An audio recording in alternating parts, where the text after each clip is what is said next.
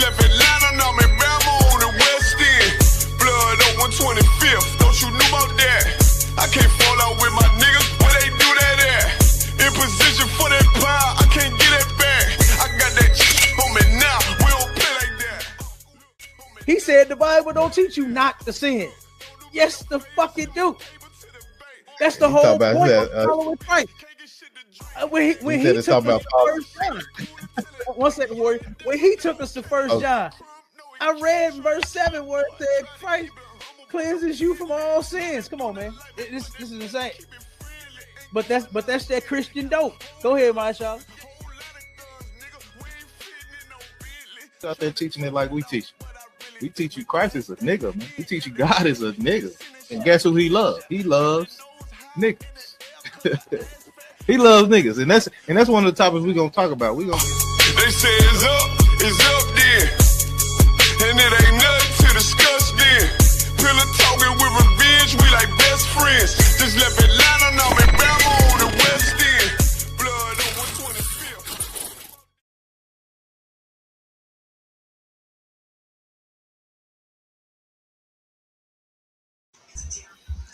Yeah, it said the browser failed to play the clip. Did you see that? Live, sir. I didn't see that. You didn't see it on your end? Live. I thought it was rolling. It was playing on the side, but it wasn't playing on. What's up with the different views that we got here? I don't know what that is right there. The split over here, I see on this side is split for some reason. Yeah, I don't know why. Mm-hmm. You know what I think we did? What it is? Is that fucking that one option where you get the landscape. Yeah, I'm thinking that's what it is, and I think that's why it didn't play right. I didn't even see that. Let me see. Is it better now? I mean, I took it. I don't know. I can hear you, but just hold on for 1 second. Let me see if it does. Okay, go on. Let me see if it's a way I can edit this real quick. Hold on, let me see.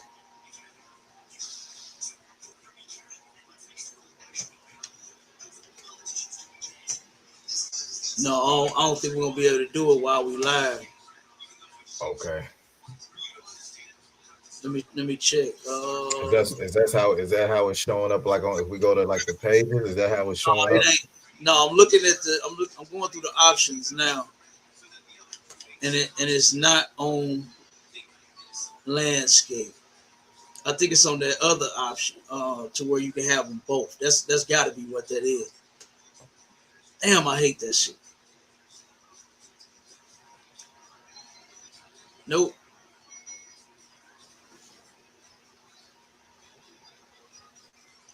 Yeah, damn. The landscape and the portrait, I don't like that. And that's what I think it's set up as. Son of a bitch. And we can't change it while we are alive. I'm trying to change the options now. Okay, okay. Yep. You want to end the live and restart it, or just keep going? Nah, well, we'll just start it now. Fuck it. I guess what they say, we started from the bottom. Now we here. Fuck. Oh God. Yeah. Hold on 1 second. God damn. And I hate that. And you know what it do? It make two different streams. Oh damn. Yeah, I was wondering. I'm waiting. I'm like, wait a minute, the thing rolling like crazy, but it ain't saying nothing. I ain't heard nothing. So yeah, that's why I think it did that. Oh, okay, go on, God. Yeah.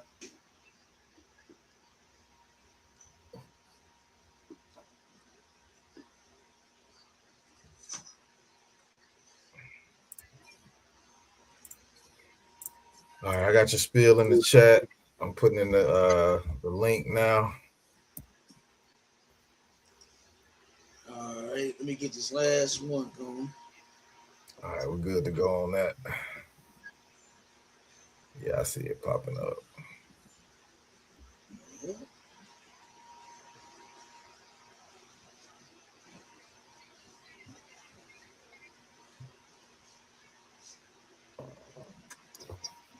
Okay, I guess I gotta center myself in the camera too. Yeah. No, you too wild, brother. Oh, okay, On the other one, is off. You know what I'm saying? Oh, okay, It is. I mean, you perfect on the landscape. Right. Man, Portrait, bro. That's the one that's off a little bit.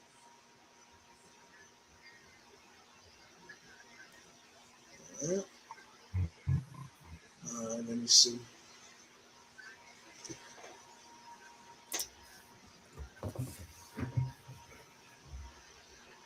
we got a mighty priest Naquam, Allah in the building. Shalom, how about you? What's going on?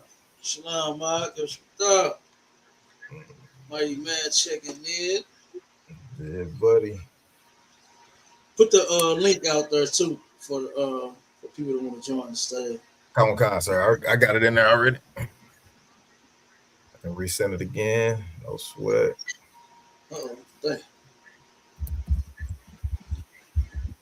I guess we won't be getting old boy back. What's his name? Jose. Oh man. Hey, look, I ain't worried about no suckers. Right. You know what I mean? Man, I hate for cats to lie on me. That's a big thing. You ain't gotta lie. You understand? For you sisters out there, you ain't gotta lie to kick it. And for you cats out there, you ain't gotta lie not to kick it. You understand? Yep. If you didn't want to be on the show, just say you ain't want to be on the show. Yeah, we ain't force him anyway, Cap. He was already pulling up anyway. So it wasn't like we was begging him or like we didn't need you on here. Like, you know what I'm saying? Yeah, crazy. That was crazy. Yeah. And he respect what we say and what we teach so much so that he went back and lied to his master. You know what I'm saying? Went back and lied to his master and told him we cussed him out. Yeah, that ain't nothing but a lie right there. Yeah, man. All right, let me see. I think I got. Yeah, this shit going slow as hell. What's going on, Cap? What's going on? What's going on out? Nothing much. Yeah. All right, I'm getting this last one here. Hold on. I got this stupid motherfucker. I definitely gotta we gotta look up another I'm hearing some background noise. All right, maybe mute up. Yeah, everybody mute until you ready to talk. Yeah, I gotta mute it. All right.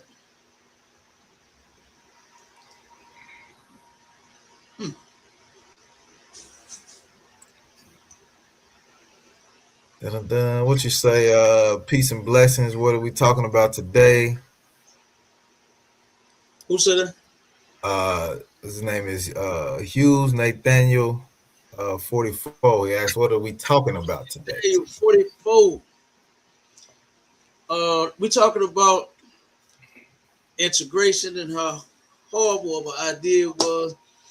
And we're gonna be talking about how heathens repeat themselves. You know how they're saying where it said history repeats itself? Heathens repeat themselves. All right. And we finna go ahead and get it started. I'm gonna play this clip and then Shalom have you start reading that that story real quick. We got Officer Halak Aman in the building. Shalom, Mark. Hey, Shalom, Shabbatah. We got Shalom, Adawanyam, Yahweh Shem, Yahweh Shabbatah. Good to see y'all. Damn right. Damn right. Brother. We got the sister Felicia Gray in the building, holding it down with the sis. Yahweh Shemal,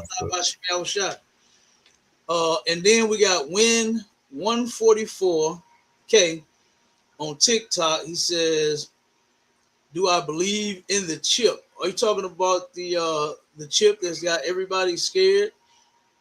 You know what I'm saying? Because Negroes now they scared of the chip, they scared of potato chips, They scared of any kind of chip. Okay. Right. Kind of shit. Do I believe in it? No, man. You know what I'm saying? No microchip is going to get inserted in you, and then you're gonna magically one day take me to your leader. You know what I'm saying? And then you're just gonna do all the evil things that the white man wants you to do. You already doing all of the evil things that the white man wants you to do. You already in his church, his Christian church, right?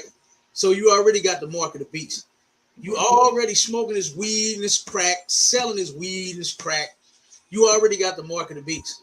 You understand? Right. Less children, you're gay, you're lesbian, you eat pork, shrimp, crab, and lobster. Yeah. You celebrate what's the holiday coming up on? Father's Day, 4th of July.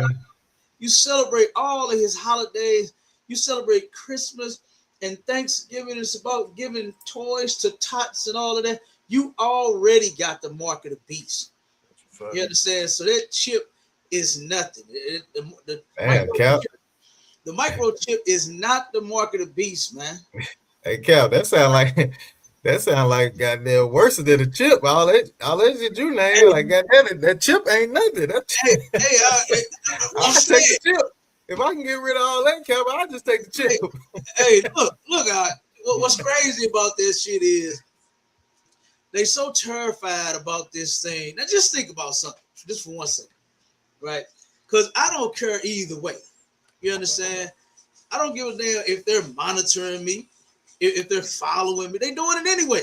They got all of these devices that they have that they can track you on. Right. You understand? They can track you if your phone, like commit a crime and somebody and they say, what's the phone number? The police can look up where you at. They can find your ass. They can see if you was in the area of the crime at the time because your phone gonna ping to a tower. You understand? They say, oh yeah, he was in proximity. He was right here in this area. Right. Then they gonna find your exact location and route. Come on, man. Yeah. You know what I'm saying? Like if that's why you scared of a chip, then hey, I feel sorry for you. Lord be with you. Hey Cap, you can't delete no phone history. They can pull up all you. I see on First 48, you know, the Negro try to throw the battery across the bridge and do all that. They gonna get the phone and bring up all the messages the nigga done deleted. You know what I'm saying? Like, ain't no getting away, man. Look, they gonna get the phone out the water. They gonna dry that motherfucker out, and they gonna get all your data from that damn phone. They gonna get it. Yeah. Because see, here's the thing: all the information is not stored in the damn phone. Right. You understand? That's like the same with the computers. For you guys that like child porn and all that, got all that sick mess on your damn phone, it's still there. That's right. That's how they catching y'all ass. That's how they catching you, because guess what? The info ain't just in your phone. Yeah, you can delete it from the phone, but guess what? It's still there. Yeah. It's still there. So no better for you perverts to get caught, you know what I'm saying, with all of that. So hopefully that answers your question. When 144. All right. All right, we got Hughes Nathaniel. It's like it, sir. One second. Hold on. Okay, come on. When 144, I just answered your question, dude. What are you listening? What's wrong with you? I just answered your question.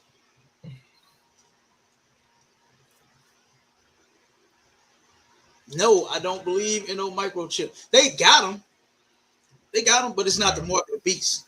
That's what I'm saying. So do they have a chip? Yeah, they got people getting chipped already. They might turn around, like when your child is born, if you have a child, right? You're not sitting there monitoring that baby 24/7. You know that they do take that baby in the back for a minute and say, oh, mom, we'll be back. Dad, we'll be right back. We're going to get a baby a bath and do this and do that. Give you a chance to take a break. You don't know if they putting a chip in that baby when they go in the back. Yeah, right. You understand? Guess what? Fuck them. Let them follow me. You're going to see that I serve the Lord. I got a bunch of businesses, a bunch of wives, a bunch of kids. You're going to see you're going to find out all my business. You're going to say, God damn, man. Damn. We can't keep up with him. Maybe we should leave him alone. Right. turn his chip off. This nigga doing way too goddamn much. Okay? We ain't got nobody to follow him around all week. God damn. You understand? That's what you're gonna see me doing. You're gonna see me serving the Lord. You understand? So hey, follow me around. I don't give a damn about no chip. I ain't scared of no goddamn chip at all. Right. You understand? And for you brothers and sisters that's out there that are, man, you need to come in here and learn. Okay? Because the chip is not the mark of the beast. You already got the mark of the beast. You already got it. All right, go ahead, Marshawn. Now what I was gonna say, I don't want what was it? Hughes Nathaniel 44 said he's gonna wait for the question part of the stream. Brother, you can ask questions anytime. That's what this is for. You ain't gotta wait to the end. You ain't gotta wait for none of that. If you got any questions, go ahead and ask and we'll address it. You know what I'm saying? Yeah, you can ask questions. Ain't no sweat. Yeah, you can always type your questions in. All right. You got Autumn down there at the bottom. I don't know if you want to entertain him or not, but not right now. He got to turn that camera on, and he got to be talking about something. Type in the chat and ask him what he talking about. What do you want to talk about right now? Okay, come on, sir. I got you. Yep. So, you got that article for me? Pull it up. Come on, sir. I got to pull it up. Let me play the video real quick. Okay, come on. Read from that article. All right, come on, sir. Give me 2 seconds. Because heathens repeat themselves, and we're going to show you just how. All right. We're going to show you how these heathens repeat themselves.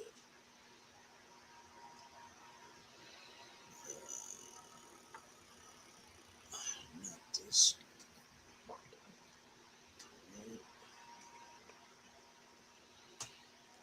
Yeah, he ain't talking about that. Yeah, he ain't talking about that. I went on and kicked him. He ain't talking about that. I mean, you ain't got to kick him. He can stay in there, but you know.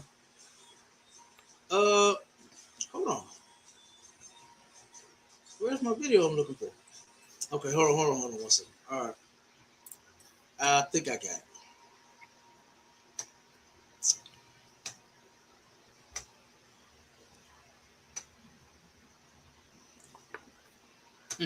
There you go. Okay, now we got it. Okay, come on. All right, y'all can see the video? Come on. Okay, very cool.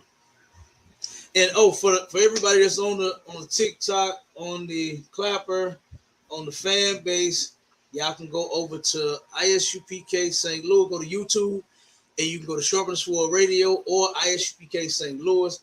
Right, and we got the link in the chat where you can come on stage. If you have any questions in the comments, whether you're for us or against us, it don't matter.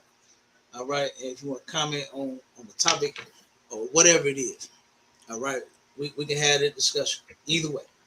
Okay, but here we go. Let me play this real quick.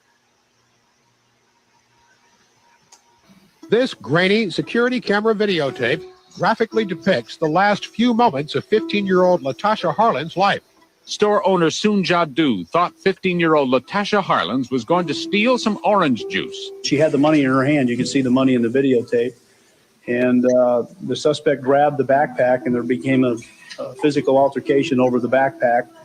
And as our victim turned to walk away from the scene, the suspect raised a weapon and shot the victim in the back of the head.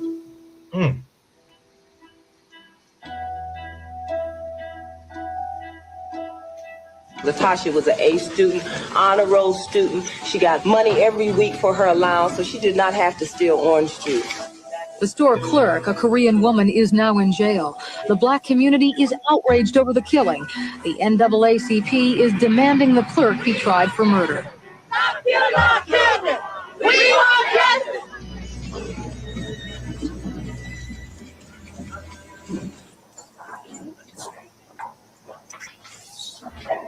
The court please read the verdict. Title of court and cause. We, the jury, in the above-entitled action, find the defendant, Soonja Du, guilty of voluntary manslaughter in violation of Penal Code Section 192A. Now check what this judge is about to say about this damn heathen. Pay attention. It is not a time for rhetoric. Now, first off, now look at how they're doing, the victims, right? Every black person in every black community, you understand, is the victim. Okay? This baby, number one, she was the victim here.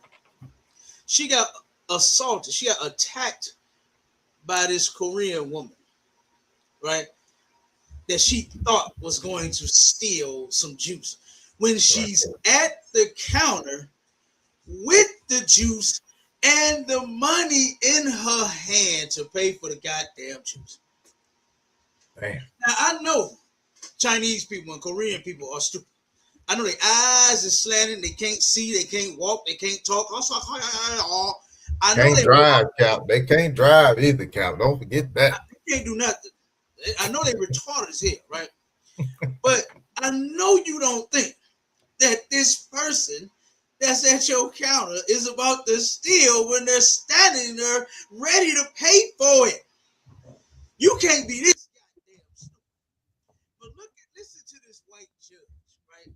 This is what all white people want you to do. Whenever you open your big black mouth and start complaining, it's not time for rhetoric. Oh, this is not the time. And you know what the rhetoric was? The sisters were saying, they were screaming. The brothers were saying, I'm going to go back a little bit. They were saying, stop killing our children. That's what they were saying. That's what they were saying. Salaki Cap, can you check your microphone? Because your voice kind of going, your volume level is kind of going up and down. Salaki, sir. What about now? Can you maybe you check the connection? Let me see something. Hold on one second. Before it was loud and clear, but now it seems like it's a little lower. It's low. Okay, what about now? That's perfect, sir. All right, Most High Christ. The water warrior. No sweat, sir. I just said, I think we all can agree that motherfuckers was sitting on the internet. Hold on. About race. Look, hey, Marsha, I forgot I was on Clubhouse here. Oh, you ain't go. I forgot I was on Club. They was talking about my topic too. They was talking about Carmelo Anthony. Oh, damn. Going in, and they had a devil come in there. And at first, the brothers and the sisters, they was trying to shut me up because I got on her head. I said, man, what does any of this have to do with Carmelo Anthony? What are you talking about? Why are you trying to center yourself?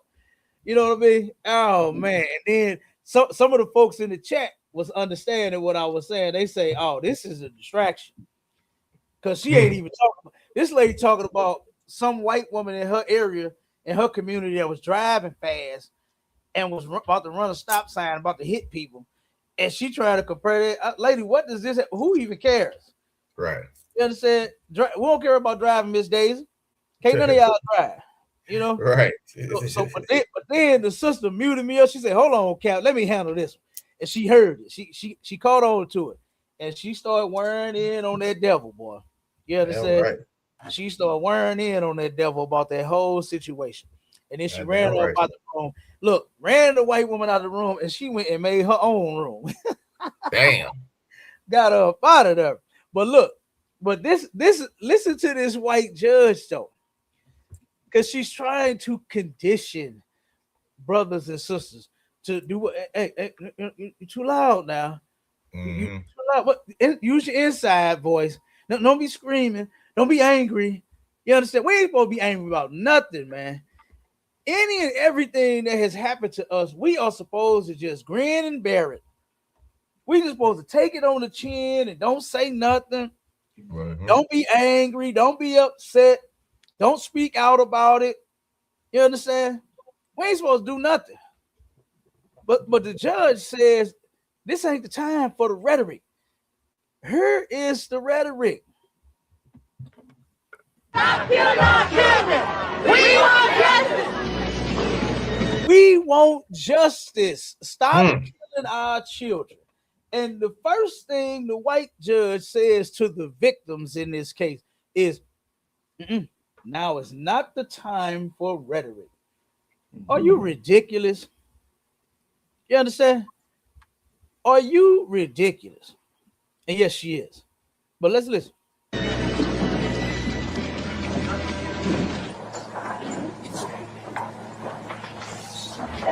Would the court please read the verdict?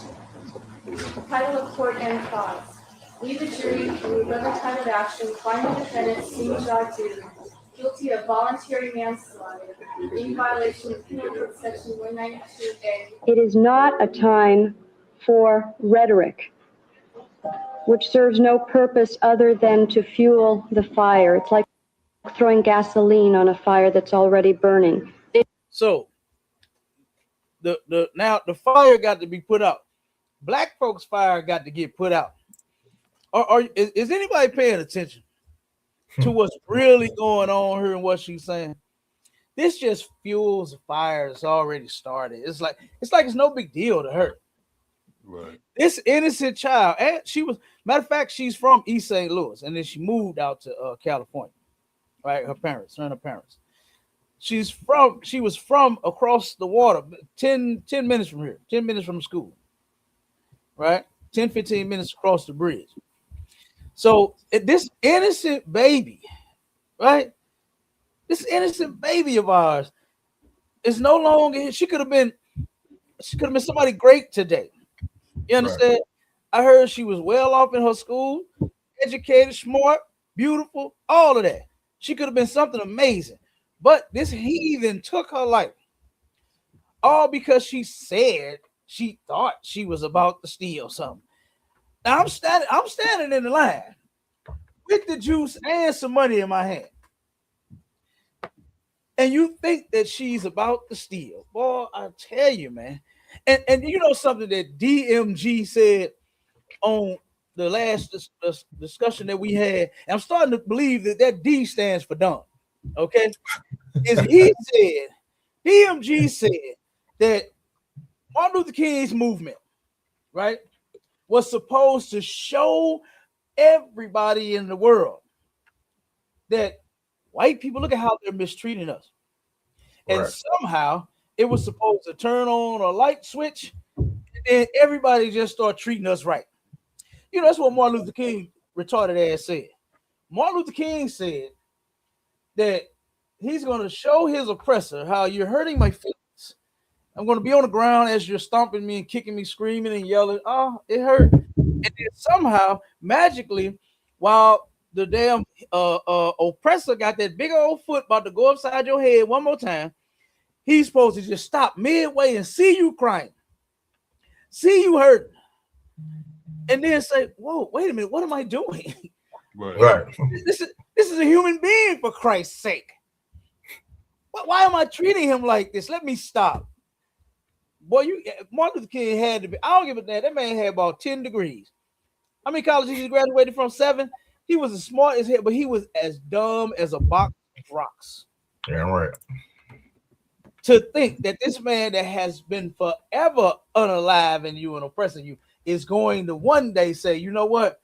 They got their foot up in the air, about to go come down on you and say, pump the brakes. No, I shouldn't be doing this to him.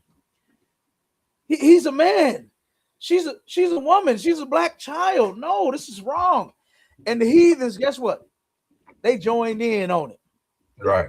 They joined in on it. They didn't see this and say, man, look at how white people are doing those black citizens of theirs. I can't believe that they're mistreating them this way. And then they turn around and say, you know what? We're going to treat you right. Don't worry. When we come in their establishment, instead of them say, oh, well, come. What they say? Hurry up and buy it. It's a like if I could, Cap. Go ahead, huh? And just to add on to that, like white people, when they're getting mistreated and like in America and stuff like that, the first thing that they say, well, gosh darn it, I'm a taxpayer. Why am I being treated this way? You know what I'm saying? Like that's the first thing they jump to. You know what I'm saying? But when we try to say, hey, goddamn, well, most Christians that we human beings too. Man, the white people don't give a damn about that. And you pay taxes just like them. You know what I'm saying? But you can't use that one that they use. So like it, sir. No, you can't. You can't. Why? Because your skin too dark. You understand? Right. You got the wrong blood flowing through your veins. So here she is telling us to be quiet. Just shut your mouth, basically. Now is not the time for the rhetoric. You understand? It's going to stay the time for the rhetoric. Because guess what? We're constantly being mistreated. We are constantly going through this. Heathens repeat themselves, man. They don't stop. They haven't figured it out and gotten it right. They keep going. But let me play a little more. It is my opinion that Mrs. Dew is not a danger to the community and that she is not going to reoffend. I know a criminal when I... Did you hear that? She is not a danger to the black community, and she's not going to reoffend. Yes, the fuck she is. Yes, and yes to both of those. Because if you would turn around and unalive an innocent child, I definitely believe you would do it again. I definitely believe that you would do it again. What would stop you? Nothing stopped her from attacking that baby. She's trying to grab her backpack. Why are you grabbing her things when she's in your store to purchase the item from you? That's what she's there to do. She's standing in the line. She's there. Someone was in front of her. And she's standing right behind her. She could have easily took the opportunity while you ringing up somebody else to run out if that's what she was going to do. Right. But guess what? She wasn't raised like that. She wasn't that type of baby. You understand? Our children ain't like that. This child was there to purchase that item. And she got unalive. And now the white woman telling you, shut your mouth. Don't nobody want to hear all that justice mess. Right. Don't nobody want to hear all that. Stop killing your kids. Because this lady right here, she's not a danger to you. She's not a danger to you. Yes, she is. Yes, she is. And yes, she was. She should have spent the rest of her damn life in jail. She should have got no, you know what? I don't see a criminal. That's what she's saying. That's what the judge is saying about this woman. I don't see a danger. This woman isn't a danger. She was trying to protect her business. That's what she was doing. Trying to protect her business from an innocent child that was trying to purchase an item. Right. You heard the detective. He said she had the money in her hand, right along with the juice. Right. Nothing was in her bag for you to be snatching her bag. Her claim is she thought she was going to take it. That's what her claim was. She was thinking she was going to steal something. And you notice that they only do that to us. They only had this problem with us. They don't do that to nobody else, man. America, guess what? America is at odds with everybody. Donald Trump and Korea was throwing bombs back and forth with each other, right? But guess what? I did not see. I didn't see no Chinese person nowhere get unalive for no apparent reason in this country. Right. I didn't see them getting oppressed at the time to where they're throwing bombs back and forth with each other. I didn't hear on the news, Korean man racially profiled by police. Right. Unalive by police.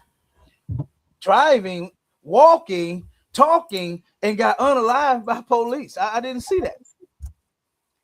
I don't see anyone oppressing them, even though they don't even like each other. They don't even like each other. And they still sir. The way that they treat us. Go ahead, Doc. And that's real heavy that you say that, because America is at war with Iran. Yeah. So all these Iranian folks over here, shouldn't they be bopping them upside their damn head? Y'all at war. If you see an Iranian, in the grocery store, you and that white American, y'all should be going to war. Y'all at war. What are y'all doing? You know what I'm saying? But no, they rather unalive an innocent black child. You know what I'm saying? That's a lock, sir. Yeah, no, that's on point.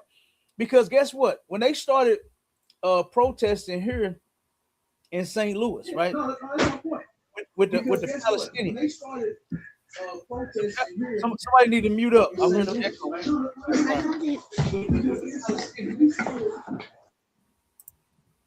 Everybody mute up until it's time, until you're ready to talk. So when the Palestinians, right, when they started going to war, do you know all of the protests that they had here? Nobody drove a car through it. You know, like they do our protests. Now, I don't agree with them. Our people should not be out there protesting and marching in those streets, right? I don't agree with them. I would never do it. But still, those are innocent brothers and sisters that are expressing their gripe. You understand? They're this country, and a devil runs a car through the crowd several different times. Been doing it for the longest. Ain't stopped doing it. Right. Not one time did anyone bother those Palestinians. Not one time did anybody come with any threats and try to harm them. None of that. It's only us. And there's a reason for that. And the reason is because this hatred of theirs goes back way back, boy. All the way back to Genesis. When Jacob and Esau were born. That's the birth of the so-called black man and the so-called white man. And guess what? He's been hating us since then. The Bible says that they have a perpetual hatred, meaning continual. Y'all better listen to the men in the ISUPK about the Bible and about how to move in this place versus listening to Martin Luther King and any Christian behind him. Because Christians don't know the Bible. Christians don't actually believe in God. Christians won't actually follow the word. Because if they did, they would have known never to try to join together with this place. They would have known that. Living here is one thing, but joining them is another. Damn right, sir. We got a comment out of one. Go ahead. From Hughes Nathaniel, he said, "If we want the white man to understand us, we must speak their language." In my view, why do we have to want them to understand us? Why do we even give a damn about them understanding us? How about they just leave us the hell alone? Right. How about that? I don't want the white man to understand why I love fried chicken and watermelon. I don't give a damn what he thinks. Right. I don't need him to understand why we like gold teeth in our mouth. I don't need him to understand why we love rap music and R&B. I don't need him to know why we love thick ass women. I don't need him to know nothing about us, man. He ain't got to know nothing. He ain't got no shit. But what I do want him to do is keep his goddamn hands off my brothers and my sisters. Now that I do want him to understand how to control his goddamn self. I do want the heathens to understand how to control themselves when it comes to black people. Why can't they do that? Right. They don't have to have no understanding. They don't have to understand why we go to the club and kick it the way that we do. Why we love drinking margaritas and beer, and we love tacos and burritos. Right. Taco Tuesdays and shit. We love turkey legs and mac and cheese. You understand? Oh God, sir. And rice, not the ones from Popeyes, because they got the pork in it. Right. But I'm saying the clean kind, the ones that ain't got the pork in it. Why do they have to understand it, brother? That's a question. Why is it necessary for white people to understand us? So, like, if I could, sir, he said, hold on. He said, they speak violence. We should speak the same thing. Then he said, I think you misunderstood my comment. Well, maybe I did. Maybe I misunderstood you, brother.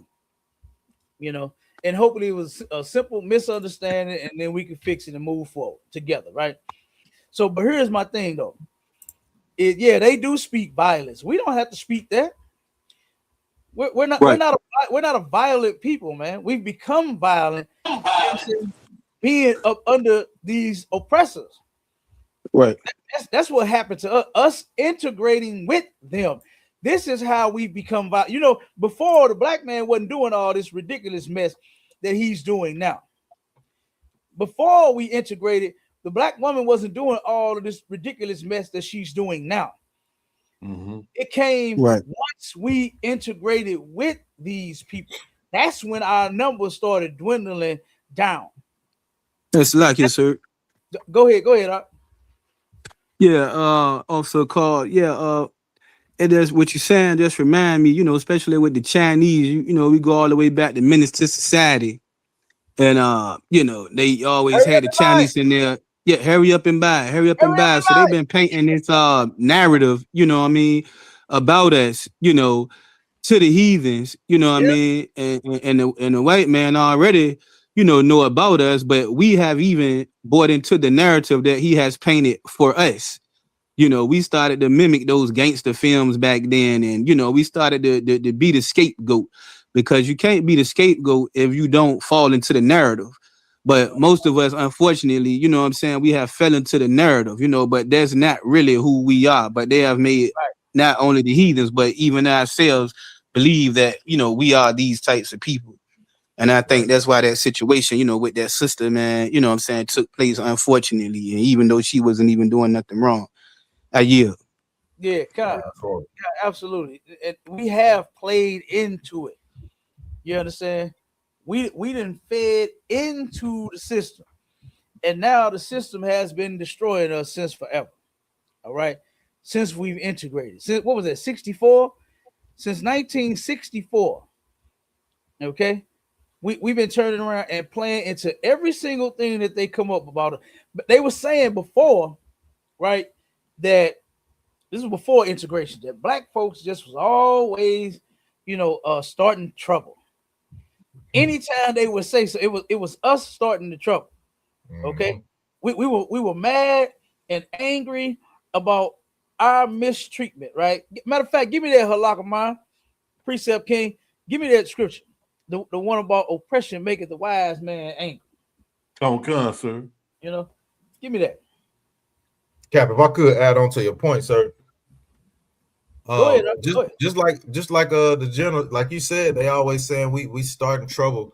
I always remember General Hyman always bringing up, you know, my grandmother had to laugh in a laughing barrel. Like you couldn't even laugh in public. They, you know what I'm saying? They would just accuse us of starting something because we're laughing.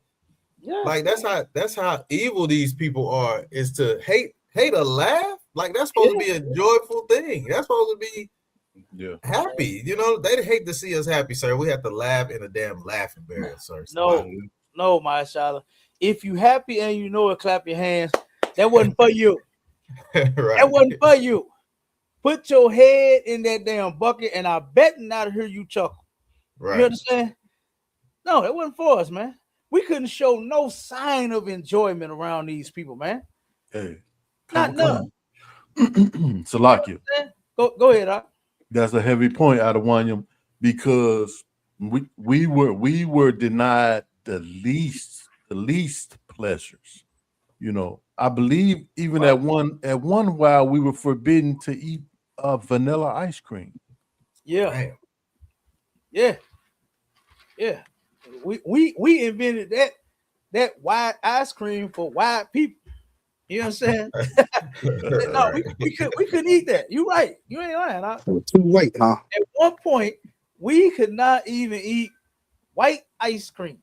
You understand? Like, but come on, man. These people are diabolical. You know, they are diabolical. All right. So, Mashallah, read that. Matter of fact, hold on. Let me play a little more. Let me see if she said any more about her, and then I'll let you read that article. I see one. I know a person who presents a danger to the community when I see one. She knows a person that is a danger to the community when she see one. That's what this devil said. You don't see that she was a complete danger to the black community and to that baby that turned around, got attacked, got assaulted by her, and then was ultimately unalive, shot in the back of the head because she thought she was about to steal something that she was standing there ready to pay for. You don't think that this person is a threat to the community? I beg to differ. And this is why we should have never joined these folks. That's fact. I hope Martin Luther King Jr. is rolling in that nasty ass grave of his, man. I hope he is rolling, man. You know how they do on the movies where your soul and your spirit get haunted. Hey, Shalom, where your soul and your spirit get haunted. You don't get no rest in these movies. I hope Martin Luther King ain't getting no goddamn rest right now. You understand? I hope the spirit of integration is chasing his ass and hunting him down right now. Right. You understand? Because look at what this caused, man. Look at what we have been going through since before integration and even after integration. This shit ain't got no better. It ain't got no better. And the only thing that slaves can think of is, well, we got jobs now. We got businesses. We can live in a nice house. We got YouTube, Cap. We got YouTube. We got YouTube. We got YouTube. Yeah. As if we wouldn't have had our own goddamn tube. Right. You understand? As if we wouldn't have had black tube.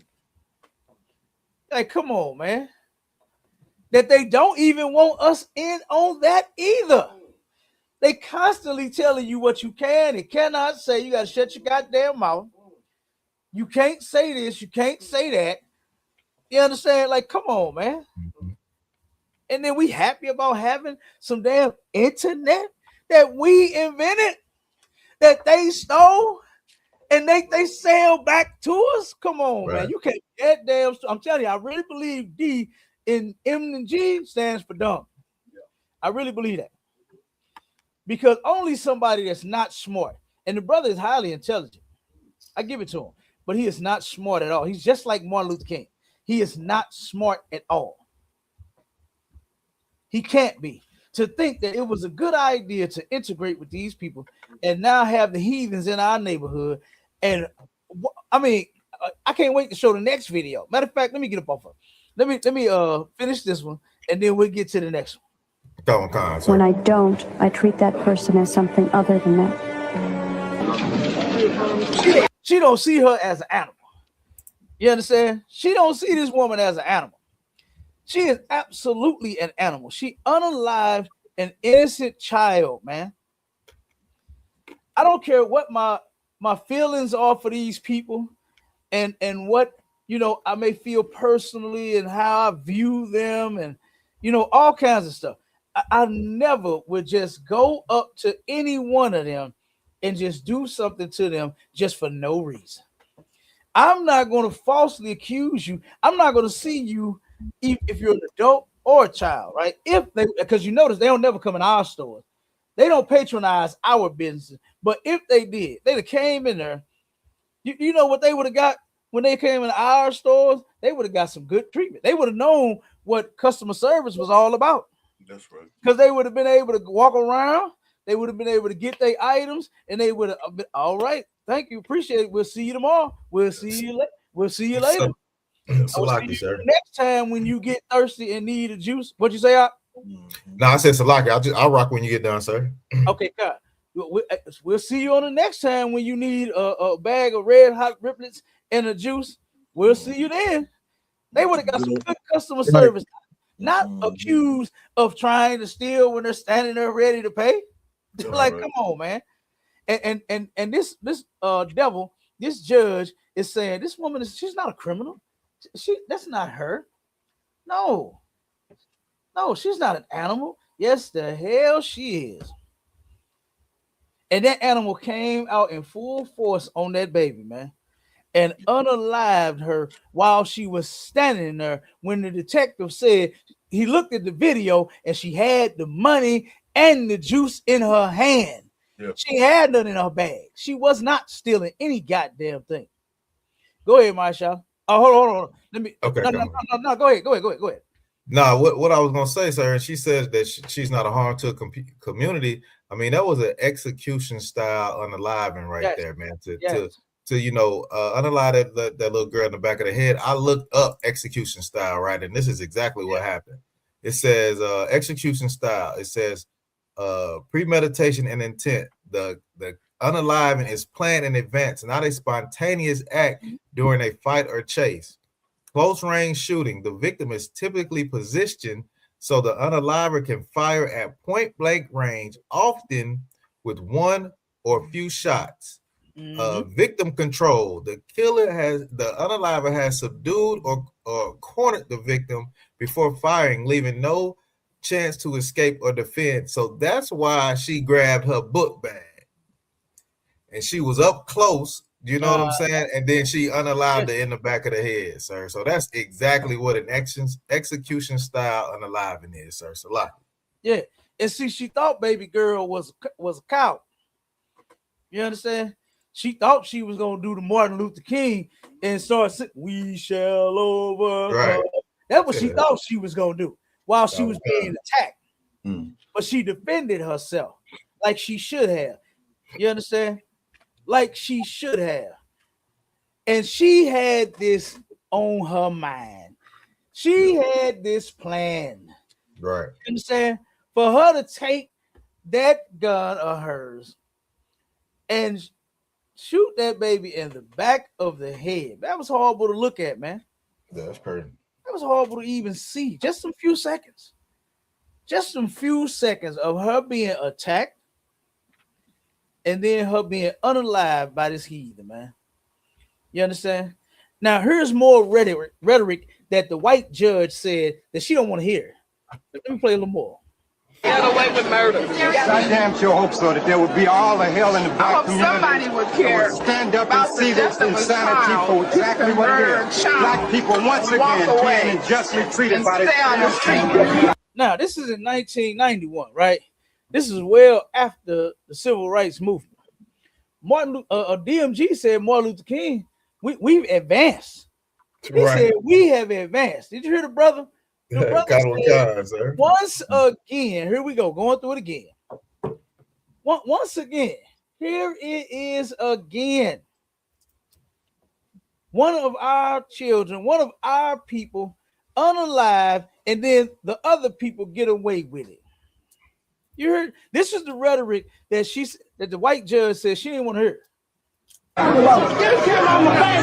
Since we don't pick cotton anymore and cut sugar cane, our lives is not worth anything. This grainy.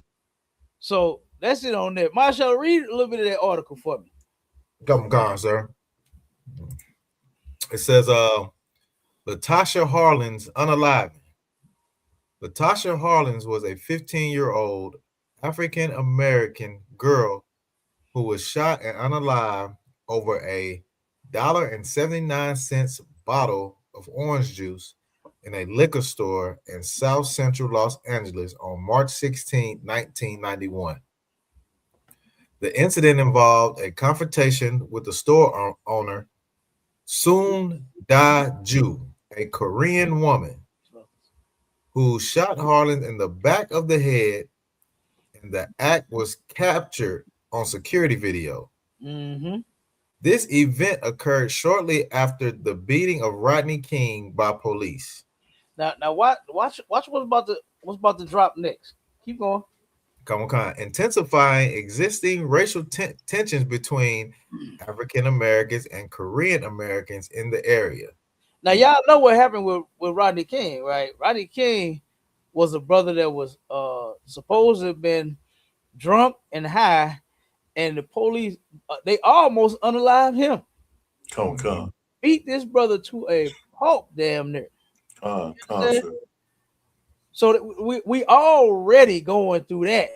Now we going through this. And countless other situations. It just hasn't stopped. Like, I really want to understand. I would love to believe DMG when he said that we benefited from civil rights. Because if the thing was for us to join America and then we be all right. I would love for it to be all right. I would love for that. Yeah. But it ain't all right. Nowhere has it been all right.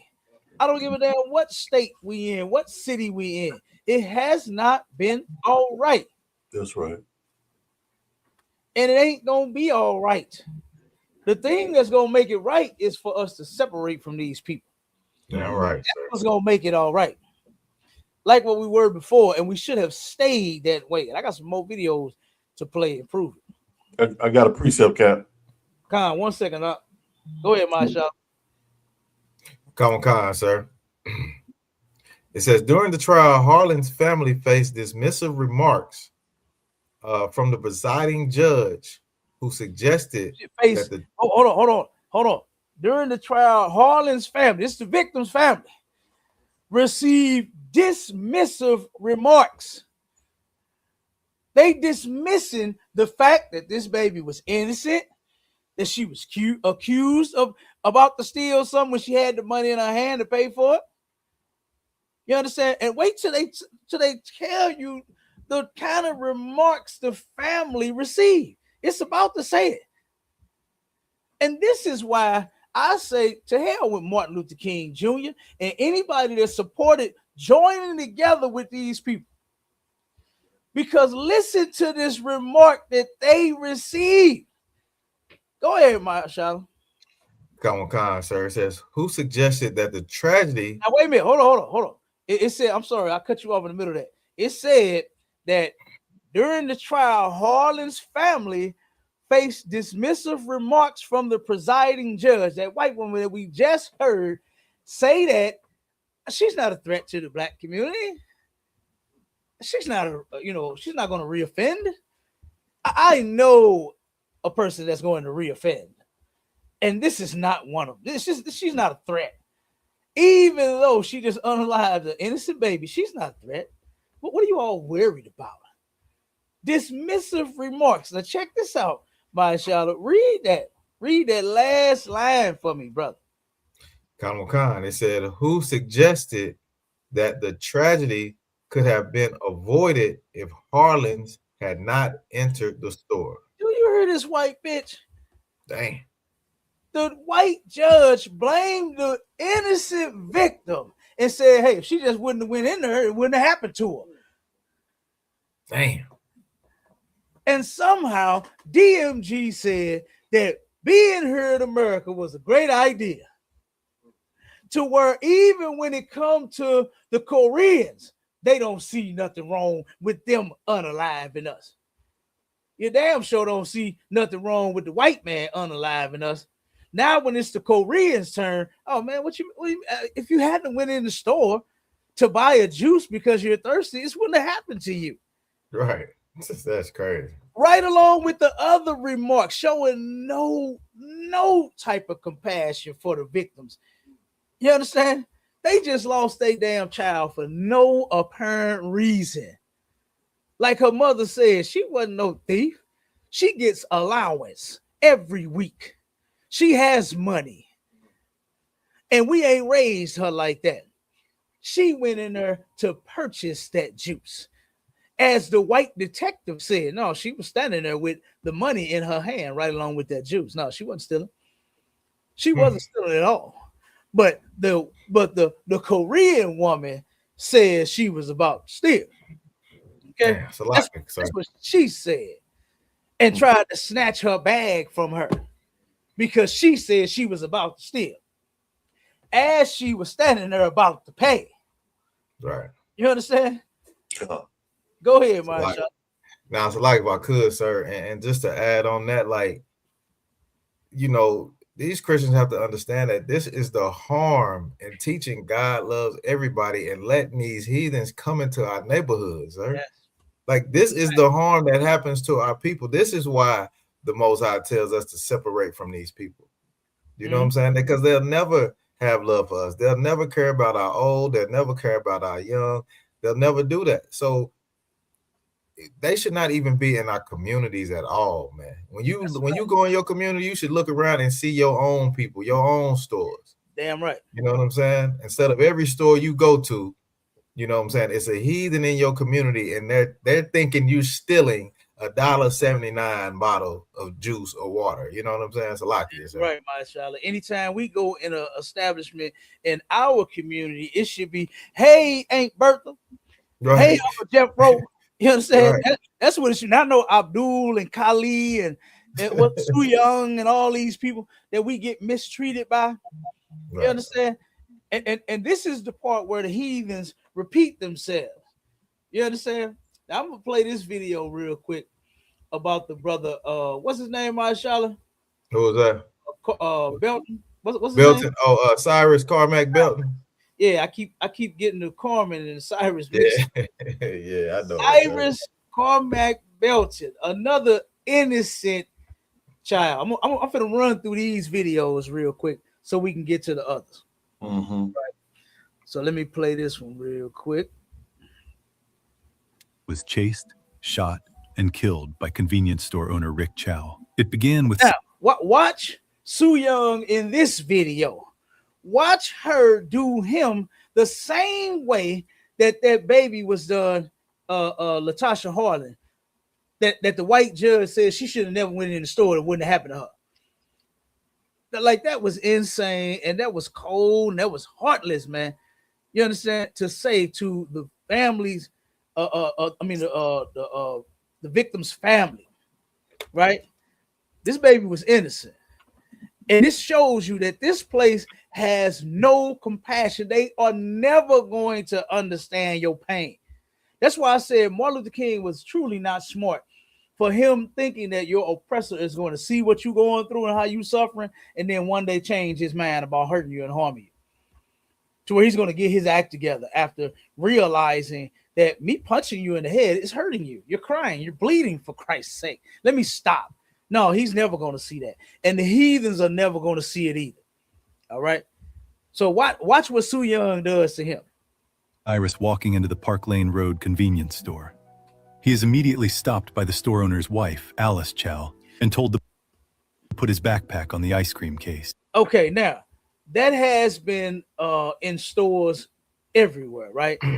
When a child that's younger than 18, right, is unaccompanied by an adult, they say, hey, leave your bags by the door. No problem. He set the bag, he took a book bag off, put it by the door. No problem. He then walks around the store for a bit. And you see the first thing she did is following him around. You see her? Soon as he went to the right, she went to the right. Then once he walked down the aisle, she turns around and does this. Watch it. Alice Chow watches Cyrus closely and follows. See how she came out there? She's following him around the store, man. Watch it. Him toward the back of the store while keeping her distance. He eventually makes his way towards the water cooler, where he proceeds to take out 4 bottles of water. He then immediately puts all 4 bottles of water back into the cooler. Watch this. When he starts to walk away, she... Right there behind him. That's why he put the goddamn water back. Because he realizes that, hey, I'm being stalked. I'm being followed around the goddamn store. She's right there. She right there. You know what they got in convenience stores? We used to have one. Of my daddy owned the gas station out in North, right? We had what I call the great button. You understand? To where if anybody was stealing out of the store, I did it several times, to a whole bunch of niggas and a whole bunch of bras, right? That was stealing out the store. I hit the great button on them. Mm-hmm. And you know what that would do? That would set off the magnet and make that goddamn door impossible for you to open. Mm-hmm. Right. And you know what I would do? We had the glass to protect us. I came from behind the glass on my brothers and my sons. I said, put that shit back, man, and get out of here. You understand? I ain't go out there with a gun. I keep a gun always. You know what I'm saying? But I ain't go out there with my pistol and unalive them, shoot them, get into an argument. I said, man, put that shit back. You know you ain't supposed to be in here stealing. And you know what they did? Put that shit back and got out the store. That's what they did. This is why we need to have our own businesses in our communities. This is why we need to deal with our own people. That's right. You understand? Because guess what? It ain't. I ain't trying to have you go to jail for no bag of chips and no soda. Right. That's all they was stealing was petty shit. I will buy you that. My daddy and my auntie, mine used to manage the store. She used to run it. They used to give away more sodas and chips and snacks and shit that they bought. Anybody would come in there wanting something, especially little kids. You understand? My daddy and my auntie, boy, they were, oh, that's your baby. How old is that baby? Here, get that baby what they want. Yeah, and the baby picking up every damn thing. And guess what? Walk out of there, I'm like, damn, I'm the son, and y'all make me buy my shit. You understand? I'm the son, and they making me pay. Why I can't get no Red Hot Rippers? You understand? Why I can't get a goddamn Arizona tea? You know what I'm saying? But the baby get to walk around and get everything they want out the store. Got a whole big old bag. I'm jealous now. You understand? Because here I am, the son, and they won't give me a goddamn sucker. You know what I'm saying? Well, guess what? But that's how it goes. Our people, we need to deal with our people, and that's it. You understand? We need to have our businesses in our communities, and that's it. Yeah. But here she go, walking him around the store, standing right behind him. Mm-hmm. That's why he put the stuff back. He realized, man, this lady watching me, walking me around. Man, let me put this stuff back and get out of here. Right. So like I could, Cap, before you finish playing it, we got two questions. We got two questions about Nate. I can wait till you play the video, but I just want to let you know we got two questions that we can address when you finish. God, no sweat. All right, oh God. Questions him about the water. Andy Chow, the store owner's son, can be. As she was right there behind him, I know you saw him put the waters back. Right. She still questioned him about the water. As you see the young man put it back. Heard asking if he has one in his pocket.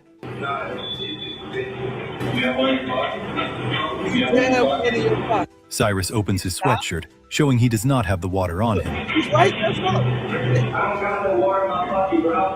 I don't have no water in my pocket. Cyrus then. Do you see this?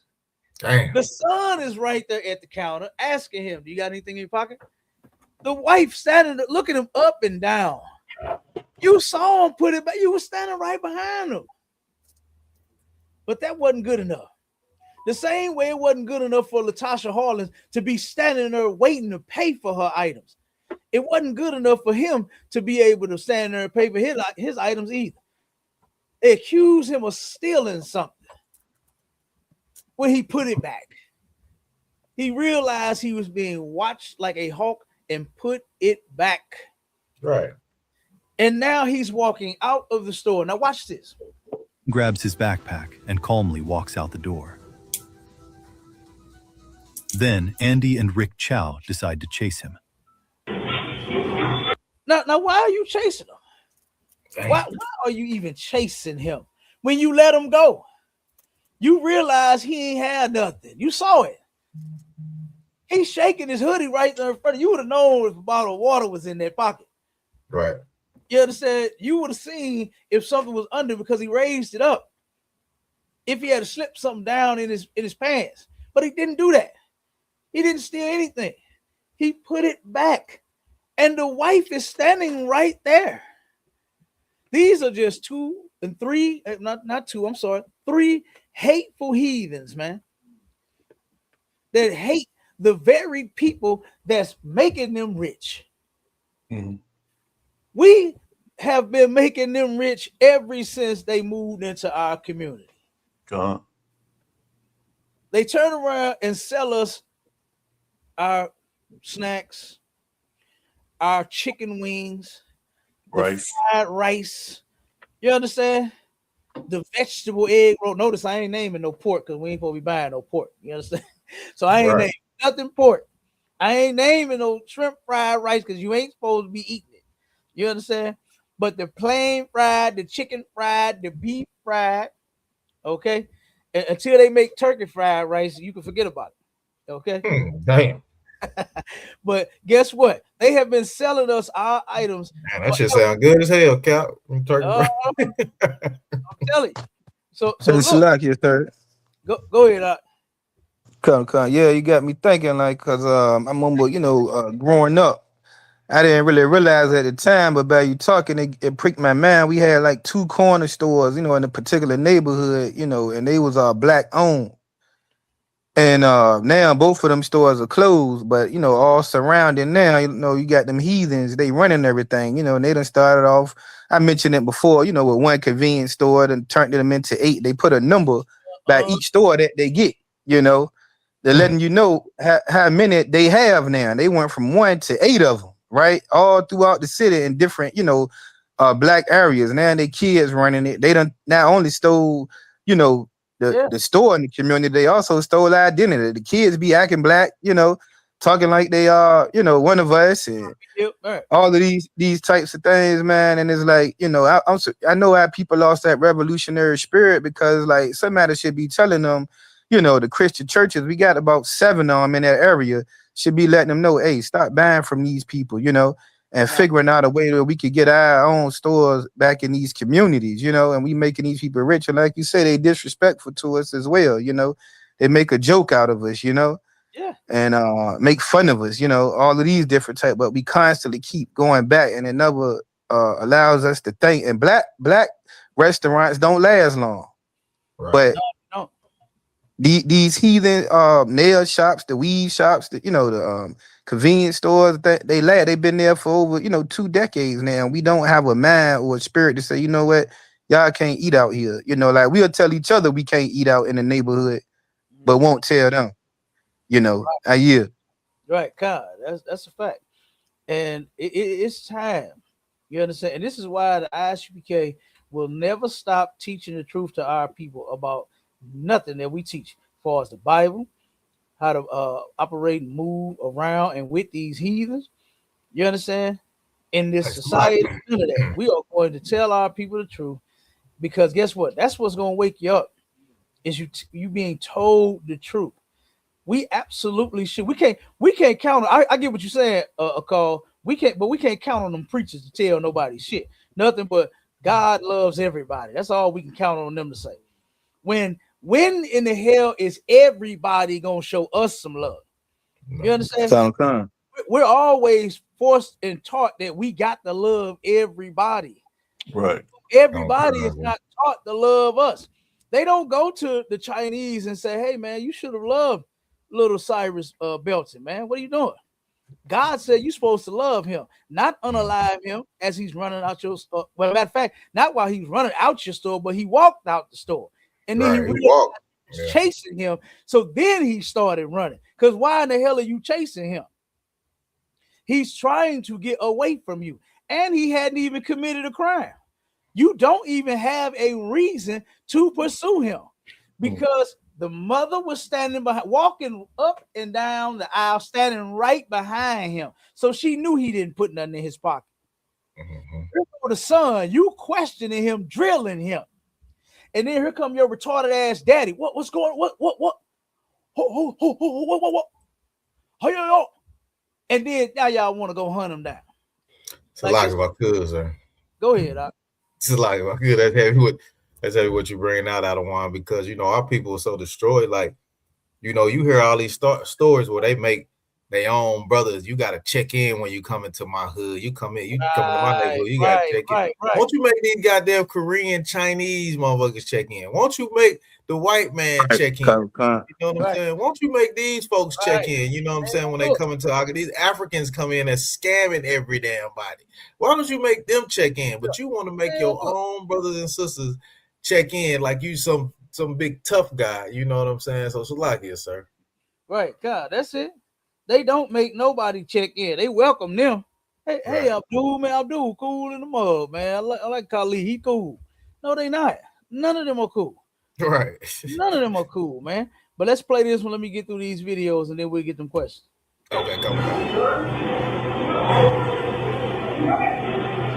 Cyrus starts running, losing a shoe in the process.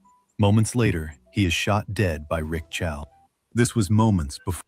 All right, now let me play the next one. Now this the trial right here. This is crazy. Look at this retarded ass son of his. He need to be slapped.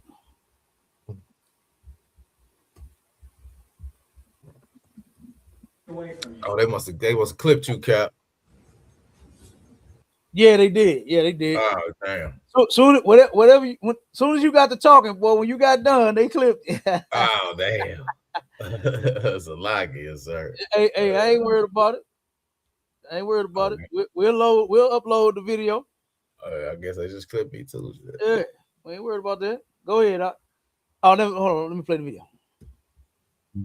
I'm not sure why he ran. Did he ever stop and ask to shake your hand? No, sir. Did he ever run towards you? No, sir. Okay. He was running away from you, right, Andy? I can't speak for him. What? Was he running towards you? No, sir. Was he running away from you? It's not a hard question. I guess not to me, yes, sir. He was trying to get away from where you were, correct? Could be. It could be. Listen to this retard. You and your dad are yelling at him and running after him. I did not. Outside of the store, I did not yell at him. You yelled at him in the store. Well, I called out to him, hey. And your dad yelled to him when he got out of the store. And my dad called out hey to him. Yes. And he ran away from you. Okay, yes, sir. I'm asking you. This is your chance to answer my questions. And they're not hard, are they?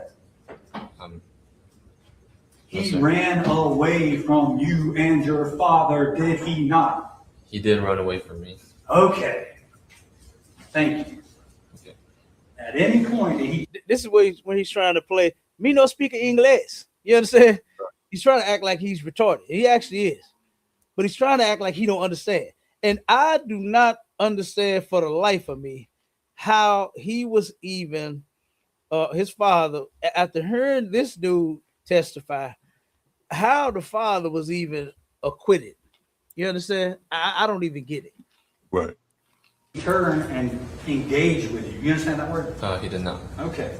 At any point did he stop and turn towards your dad and pull out a gun in the store? Towards my dad, no, sir. Did he do that to you in the store? No, sir. Did he do that when y'all chased him into Spring Tree? Did he turn around before y'all left the parking lot and point a gun at you?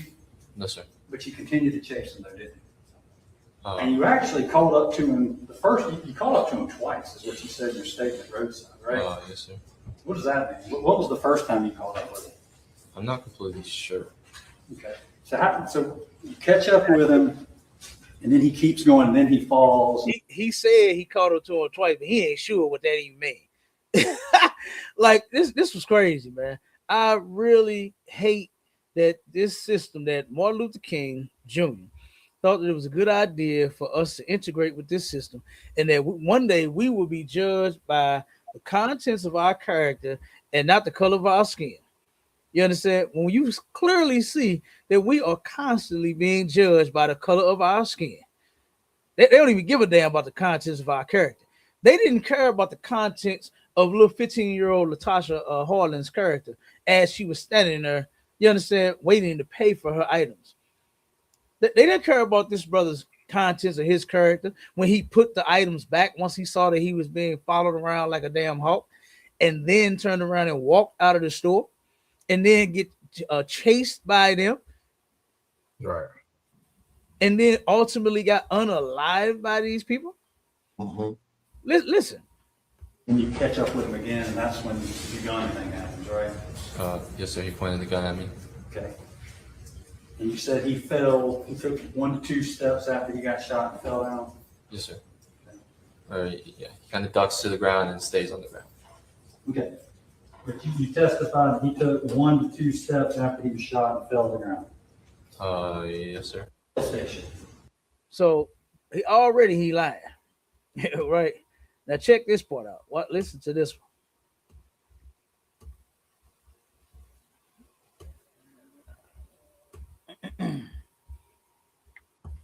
Something is in his hand. I'm not sure what it is yet. But as he starts to get up, I see that it's a gun, and he points it at me. So I immediately put my hands up. I start to back away from him quickly, and then I yell, "He has a gun!" And then I turn to my dad, who's coming up behind us, and I yell at him again, "He has a gun!"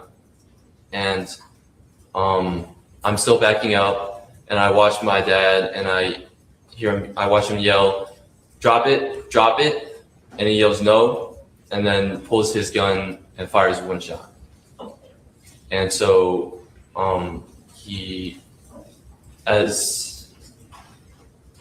after the shot, I turn and I look at him, and I see he takes 1 or 2 steps, drops his gun in front of him, and then ducks to the ground and stays on the ground. And so I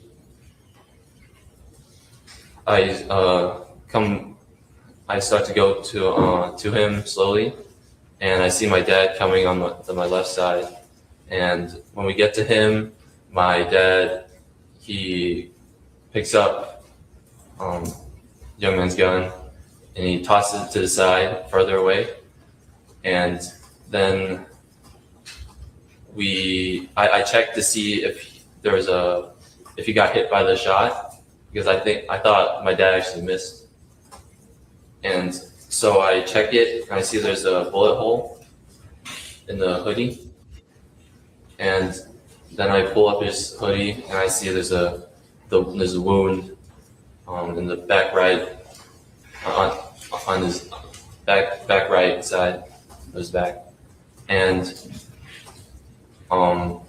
then my dad immediately grabs his hoodie and applies pressure to the wound, and then starts to call the police. And then I look back down at him, and he's unresponsive. So we flip him over onto his back, and my dad immediately starts chest compressions. And now, first, how is he pointing a gun at you and you shoot him in the back? Right. He got shot in the back. You had to turn him. Oh, you say he ducks to the ground. No, you shot him in the damn back, so he falls to the ground as he was running. And then you had to turn him over. You checked the wound in his back and saw that there is a wound and there's a hole in his back. And then you turned him over. So how can he possibly be pointing a gun at you and he wasn't shot in his chest, in his stomach? You understand? Right. Somewhere from the front. That's right. Versus being shot in the back. Because if he was pointing a gun at you and you shoot him, facing, because him and the father is running from the same direction and they're chasing behind him. You understand? So as they're running towards him, you know, they had to have did exactly what he just explained, which was shot him in the back. Right. That's where he shot him at. Then he turned him. He ain't pointing no gun at you. Why wouldn't he point the gun? If that was his intention, was to point the gun, why he ain't do it right there at the store? Why would he start running? Why wouldn't he tell y'all, hey, back up? Back up, because I got this gun. He's running away from you.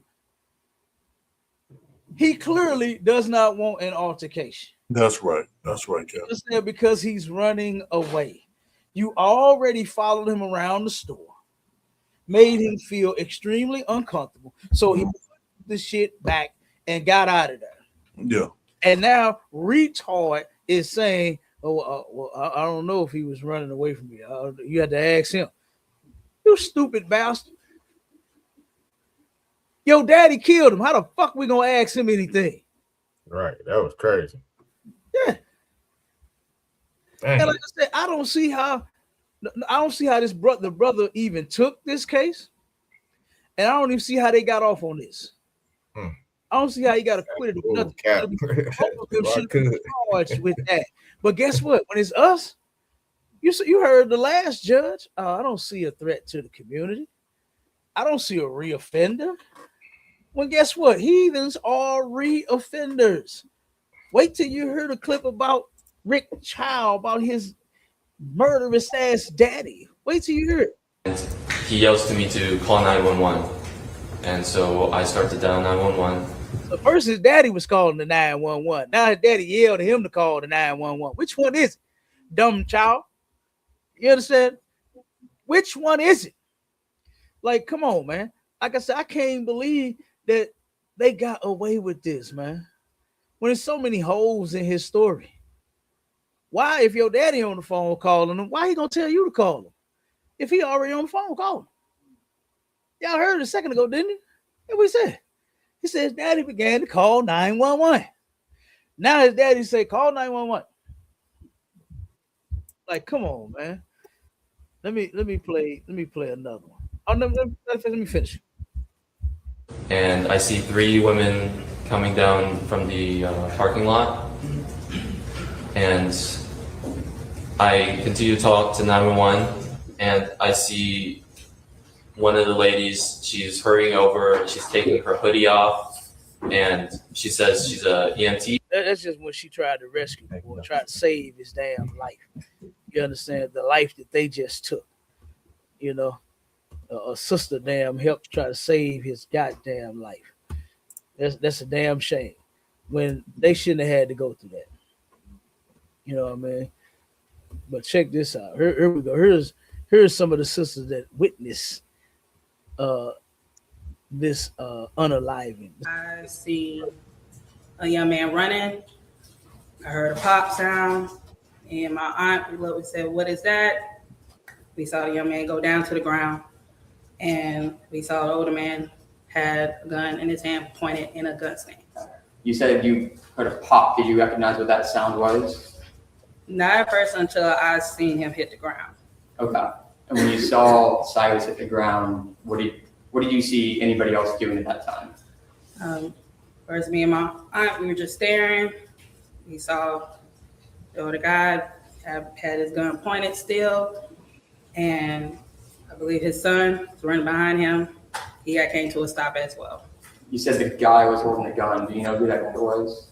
The store owner of the Shell gas station. Okay. The man sitting over that table? Yes. All right.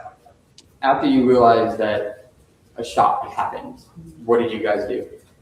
We stopped. My aunt said, "Jazz, he just shot that boy. You need to call the police." We're both about to call them. So we both put on our cell phones.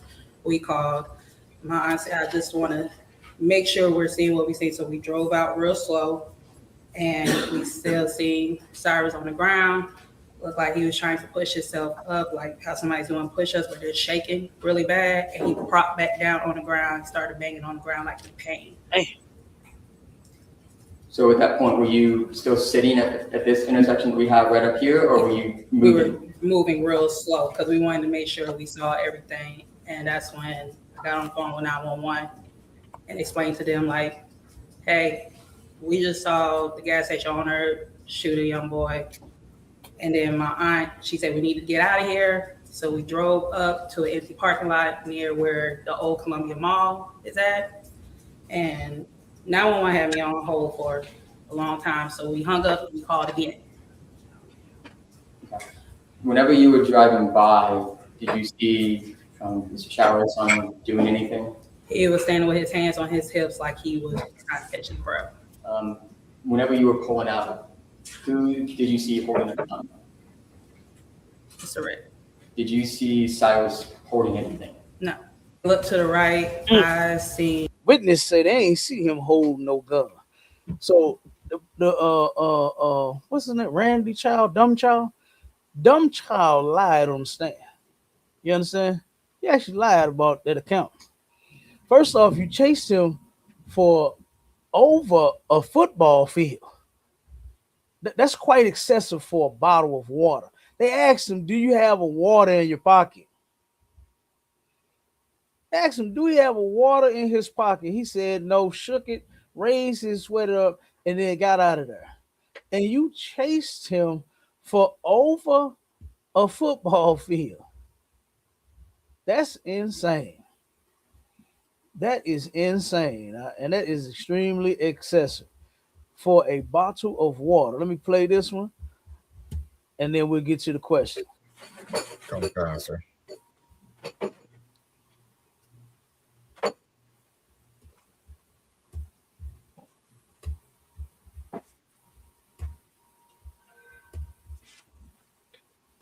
acquitted, his store was vandalized by the local community, and police deployed a large number of personnel to protect it.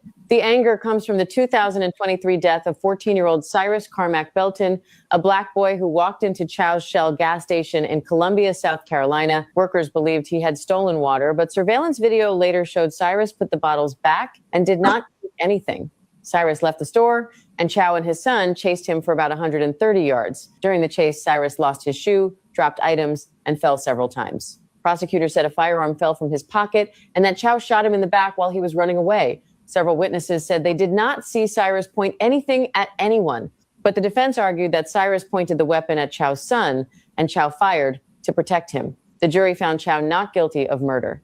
After the verdict, many people saw the decision as another failure to hold Chow responsible. That anger grew even more after people learned this was not his first shooting. In 2015, Chow fired 6 shots at a vehicle after a woman allegedly stole beer and peanuts. In 2018, he shot a man twice after an oven cleaner theft. Both cases were called self-defense, and he was not charged. Now Cyrus's family is still expected to continue a civil lawsuit. What do you think? After Rick Chow... Listen, that sister had stole some beer and some peanuts. Sister, what you doing? Put that shit back. I'll buy you a beer. We can have a drink together. You understand? You ain't got to steal no beer from me. Don't do that. Come in here. Let me see. Let me turn around. Let me ring this person up for their gas. Get the beer you want. Get me one, and we'll have a drink. Not shoot in your car over no beer. Like the other sister said, our life ain't worth nothing because we ain't picking cotton no more. No, it ain't. Our life ain't nothing to these people, man. They could care less about our lives, about a black life. Black lives don't matter to nobody but black people, man. That's it. You understand?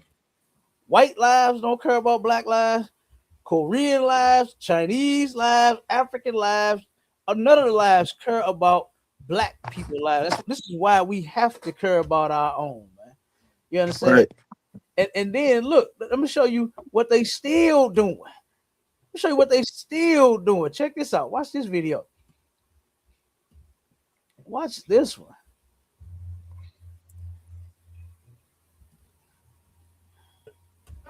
Yeah. Go ahead.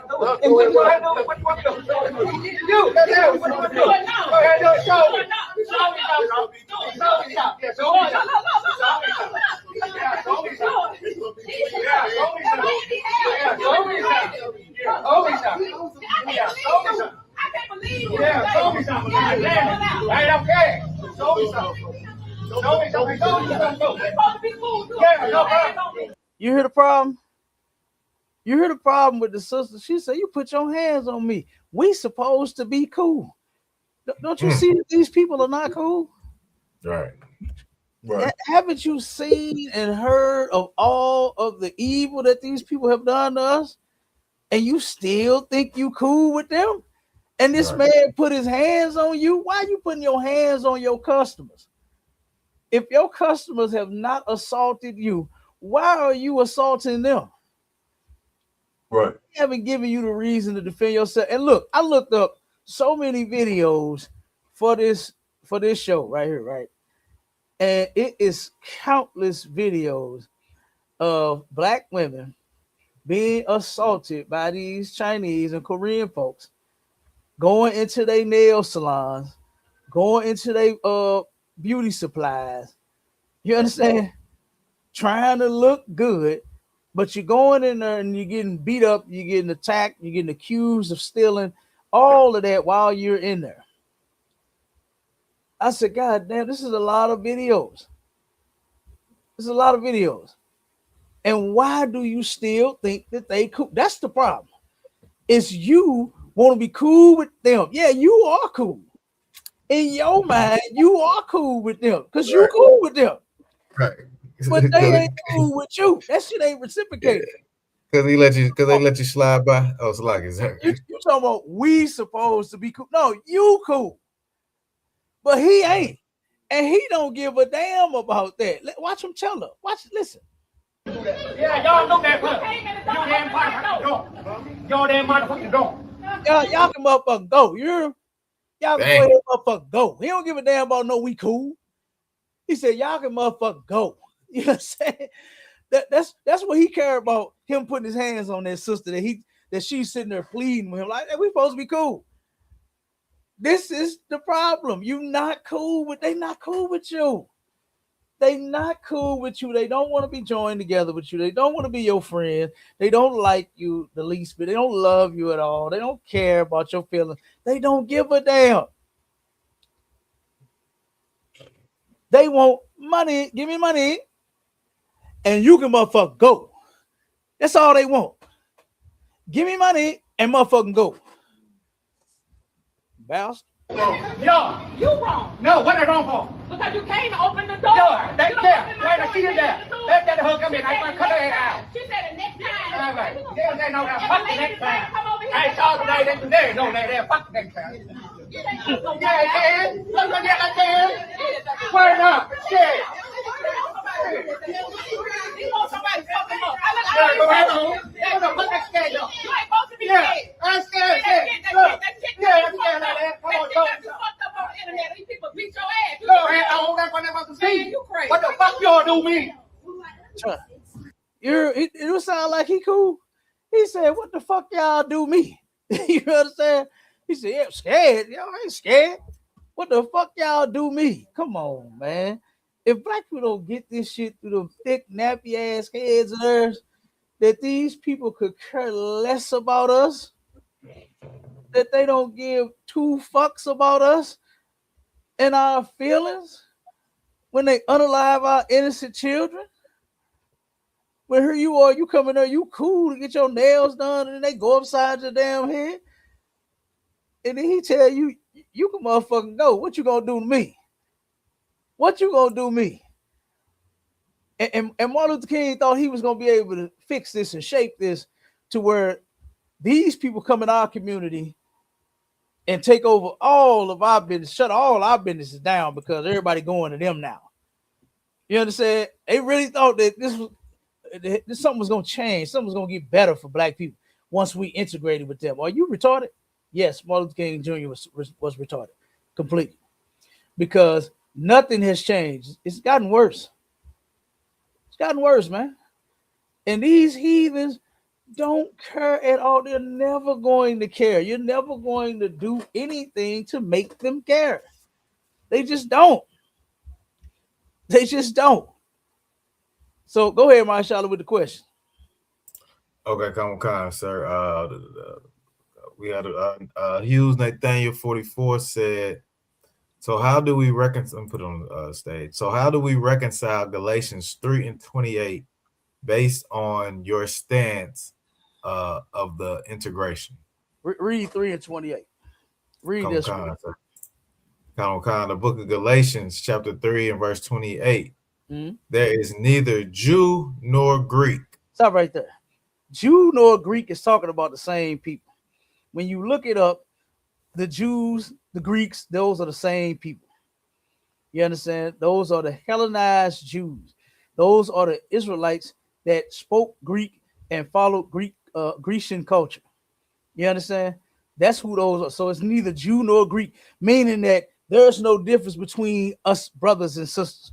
You understand? Keep going. Oh God, there is neither bond nor free. So whether you're free man or you're bond, right? There's no difference between Jews and Greeks. They're both Israelites. The point here is to say that we all family, right? If you got the Johnsons and the Hightowers, right? The Johnsons think they the shit. The Hightowers think they the shit. You understand? And guess what? They don't fool with each other.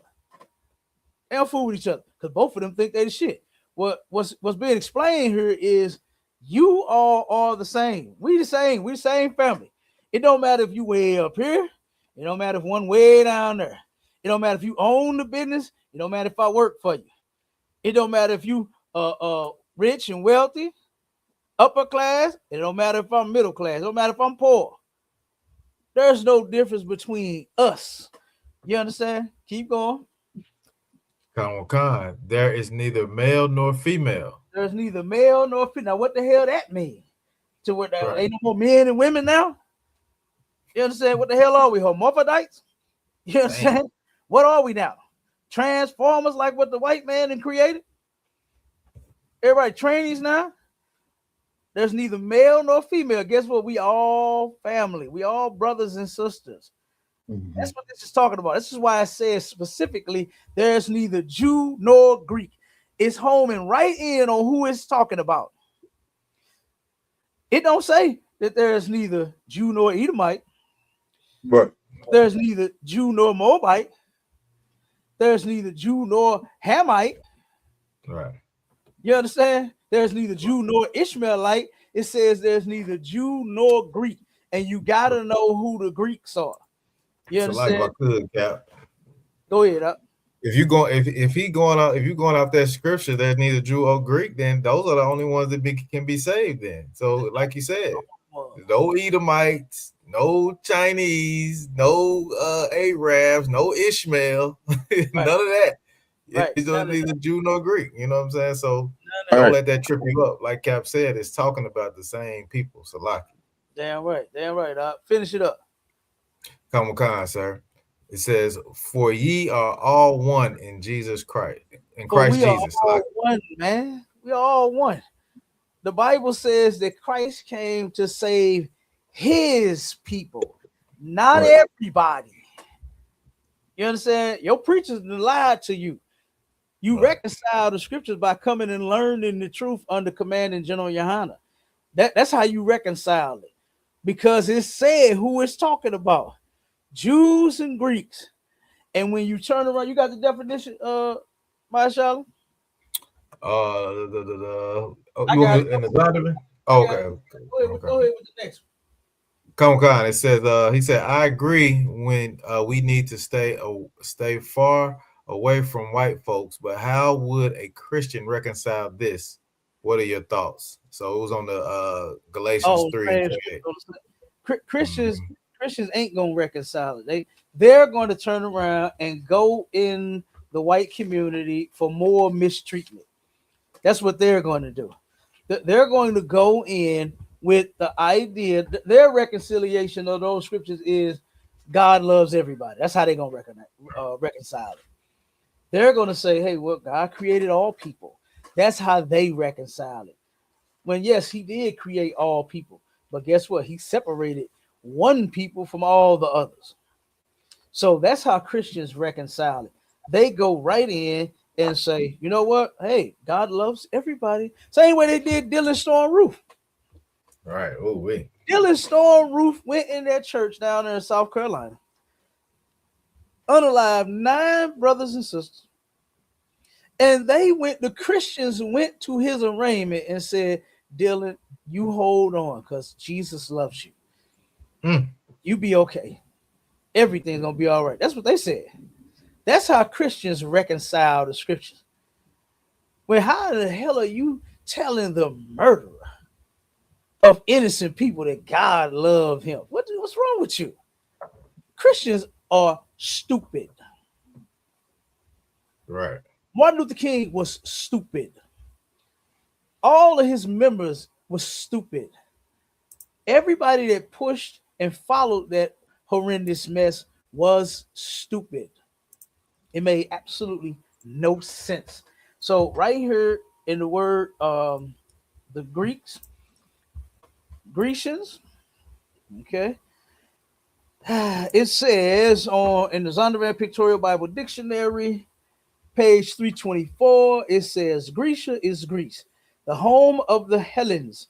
Greeks and Grecians, however, are to be distinguished. They're not the same.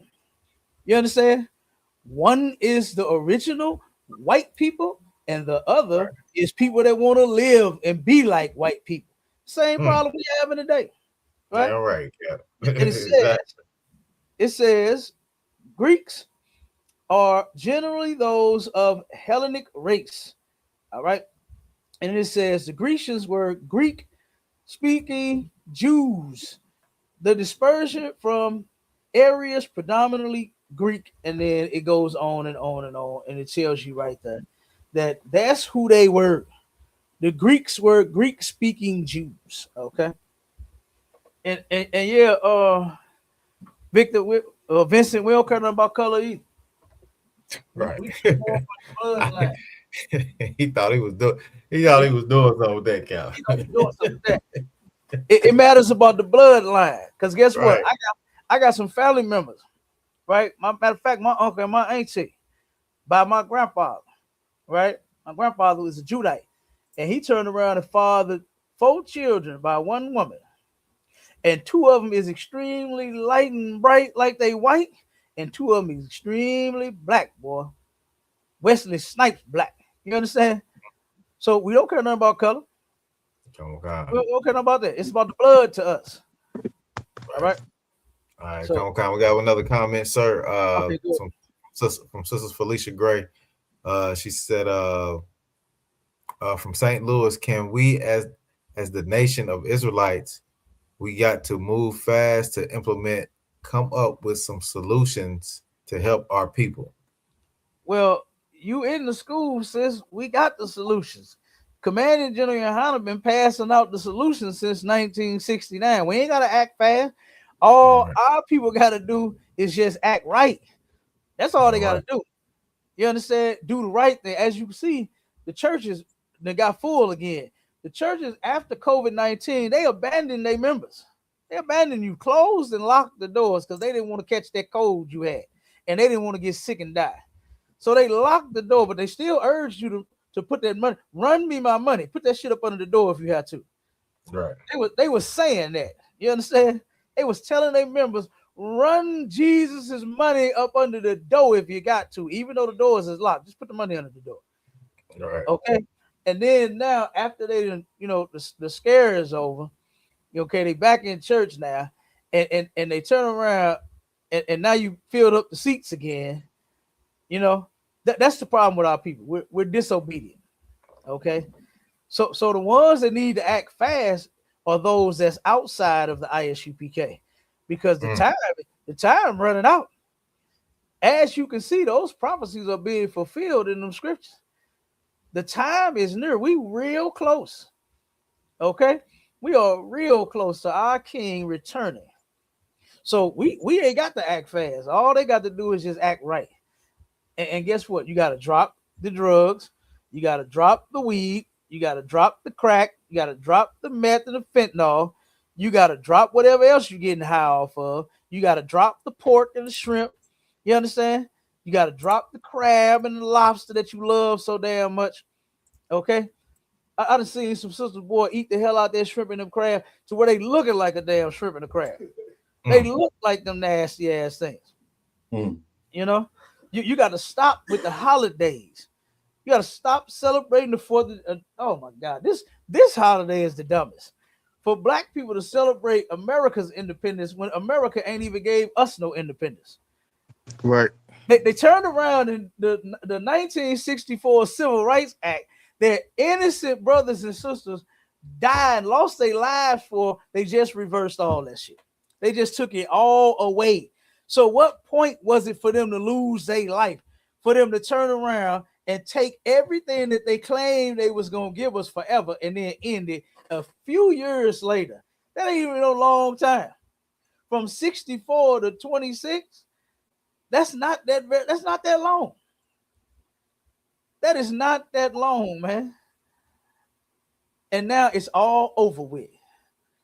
You ain't got no more right. They can discriminate. They can tell you, you know what, we don't want you in our business. No, you got to leave. And guess what you got to do? You got to leave the business. Nope. You got to leave.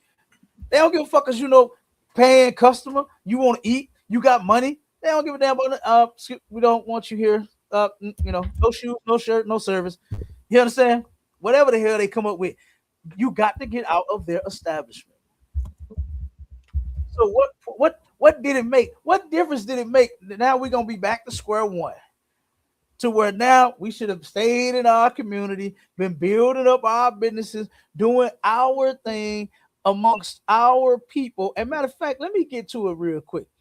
Let me pull these videos. Let me get some more to show you what we was doing in our communities, man. Yeah, we was doing bad. You understand? Our schools didn't have all, we had 20 students, but we only had 15 good books for them to read. You know what I'm saying? Yeah, but guess what? those kids could have piled up at one table and they could have all took turns. They could have had one that know how to read the best, read out the book for everybody else. And guess what? Everybody would have learned. Could pass the book around and say, hey, look at this word right here. So y'all know how to spell it. You understand? Oh, there's a way. Where ain't that what they say, mashallah? Halakamah, where there's a will, there's a way. Yeah, where there's a will, there is a way. And now let me play this one first. I'm gonna play this one first real quick to show you how integration failed black people, man. How that marching mess and forcing yourself on white people was a huge mistake. Let me show you this. Let me show you the Georgia 12. Mashallah, I want you to go and see if you can find this location. Okay, go on, sir. I want to see if it's still there or if they didn't tore it down. Because some of these monuments is, you know, they didn't preserve. Some of these old buildings they didn't preserve. You know, historical sites and stuff like that. So check this out. Listen to this. Can't even imagine what we went through. People, the sister say you can't even imagine what we went through. That sister Light from DMG's channel brought up the Big Six. What about the Georgia 12? Right. You understand? While she worried about a bunch of sissies that's organizing these marches and these protests, what about Georgia 12? You can't even imagine what we went through. People in Americas and Sumter County has no idea what we went through because they didn't know. They did not know, and no one can talk about that stockade but these girls. It wasn't that long ago, during the summer of 1963, where right outside of Americus, Georgia, parents were living a horrific nightmare. During the summer, there was a dozen of young African-American girls that just seemed to vanish. Some were as young as 12 years old. These girls weren't runaways, they hadn't been abducted, but they were taken by the police. During this time, Americus was a highly segregated area, and like many other areas in the South, they were going through the civil rights movement. It was during July of this year that 200 students gathered for a very peaceful protest against a movie theater that was segregated and whites only. The theater was Martin Theater, and although they gathered for a very peaceful protest, there was a mob of white youth that also showed up that weren't so peaceful. They first started out with threats, and then they began throwing punches and actually attacking the African-American youth who were there for the peaceful rally. And believe it or not, the cops were there and they just stood by and watched the other children get attacked. They did nothing. Once the chaos got out of hand, that's when the police started to intervene. And as you can imagine, they did not arrest the attackers. They arrested the peaceful protesters. The police separated the boys from the girls. There was no paperwork, there were no formal charges filed, and there were no phone calls made to anyone's parents. The police intentionally loaded the girls into a bus and then drove them off to a remote area that was rarely ever visited. They drove the girls to a concrete stock cave right near Leesburg, Georgia. It was officially called Leesburg Stockade, but in reality, it was just a dungeon. This was a single concrete room, roughly the size of a garage. There was no furniture, no bed, no mattresses, and there was a toilet, but it barely worked and constantly overflowed within this little square footage. Nobody know where we are. We didn't even know where we were. So we were pushed in this dirty stockade, old stockade that had been closed down out soon for years and years with no facility, no bed, and no water, no commode, no running commode. We slept on the hard, cold cement floor. When we got there, we were put in a sweat box overnight with a 12-year-old there. Can't understand it. You know, like you go to prison and what they call it when they put you in the hole? Right. That's what this was. It drained all the water from our bodies. And when we walked out, the floor was full. There was a puddle of water on the floor. Only one guard, an older gentleman. We call him Pops. His last name we found out was Mr. Countryman, that wore beat-up overalls. One of the girls was so small that the guard would take her out. He would take her over in the room with him and feed her. Sandra. Okay, Sandra. He would feed Sand and give her a little stuff, and she'd come back and share. The girls slept on a concrete floor and they drank water from a rusted shower head that happened to drip intermittently. For a total of 45 days, this is where those girls were living. And during this 45 days, their parents were still searching for them with no word from the police at all. They barely gave the girls any food that was edible, and when they did, they intentionally gave them uncooked or almost raw meat. Windows were left open at night, so the mosquitoes swarmed in and just spit the girls up. At one point, for their own amusement, one of the guards threw a rattlesnake into the dungeon with the girls just to see them freak out. This wasn't meant to be a punishment or some type of law enforcement. This was psychological warfare. The girls may have been there indefinitely if it wasn't for one person. He happened to be a photographer named Danny Lyon. Danny was working for the Student Nonviolent Coordinating Committee. After hearing rumors of where the girls might be, Danny decided to track down the stockade. He found the property and he stuck his camera lens right through the bars of the dungeon. That one photograph changed everything in that town.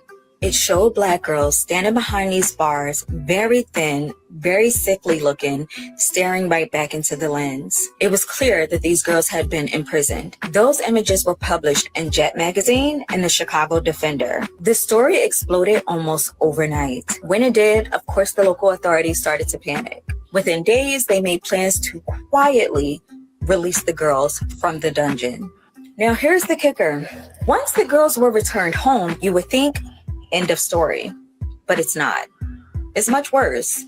The parents were then handed a bill from the state of Georgia, charging them $2 per day for every day those girls were held.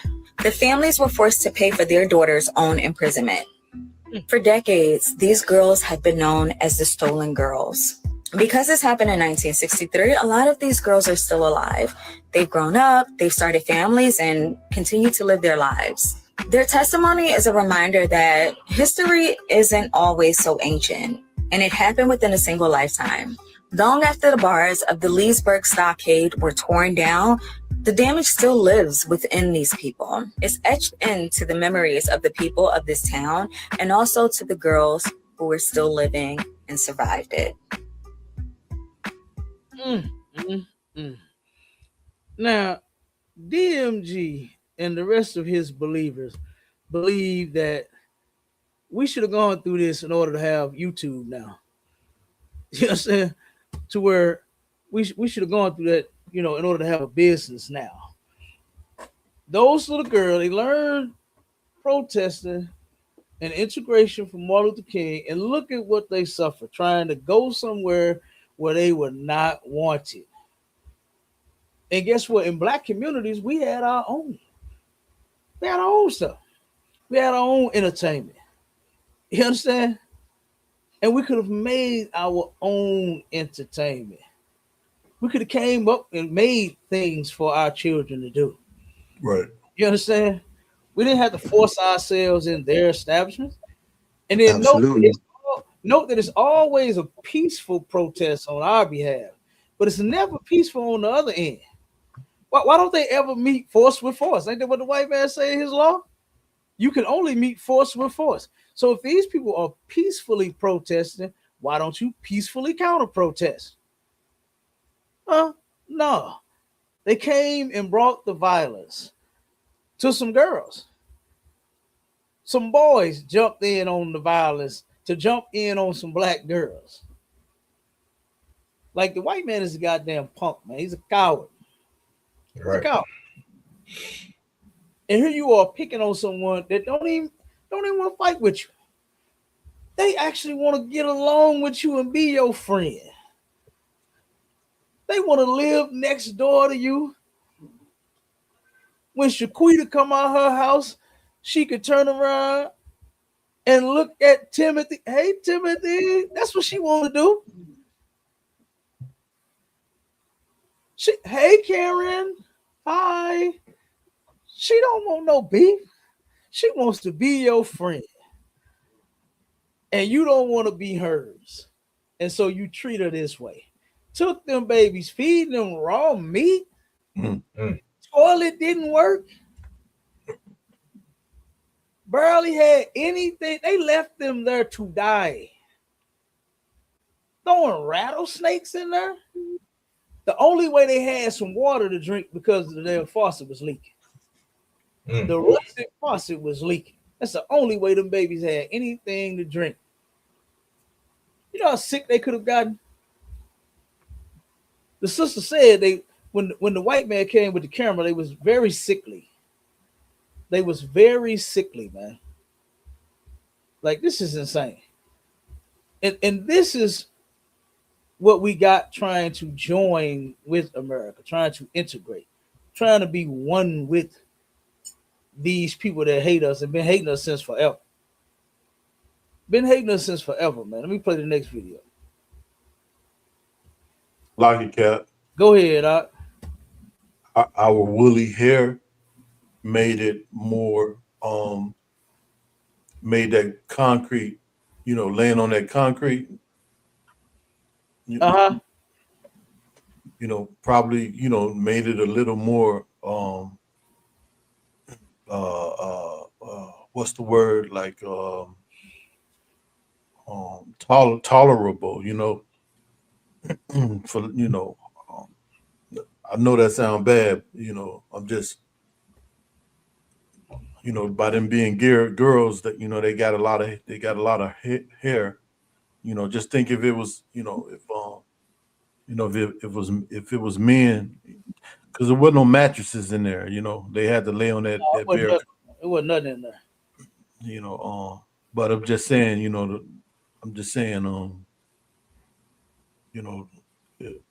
they weren't able to tolerate that. The babies went through hell. Come, sir. They was literally in hell. I don't care if they had the biggest afro in the world. That shit wouldn't have comforted them in no type of way. That concrete still was hard. Still right. hard. Like she said, they laying on it, and the damn concrete is drawing the fluid out their body. So they would get up and the floor is damn wet. You understand? So they was in hell a lot. Come. You know, them babies shouldn't even went through that. You're right. That's a fact. But because of Martin Luther King and his dream of joining white people, of little black girls and black boys holding hands with little white boys and white girls, why didn't they do it? Why didn't the white boys and white girls come and join them and say, you know what? Let's hold hands with them like Martin Luther King said we're going to do. Nah, they ain't do it. They ain't do it at all. You understand? They came out there to cause them harm and they attacked them. And then they ended up kidnapping them and torturing them, man. That was torture. That was hell. That was hell. For them babies to be living in there, you know, with no food, no water, no nothing. No way to clean themselves properly. Nothing. They had nothing, huh? And left them there for over 45 days. The plan was for them to die. Right. That's what the plan was.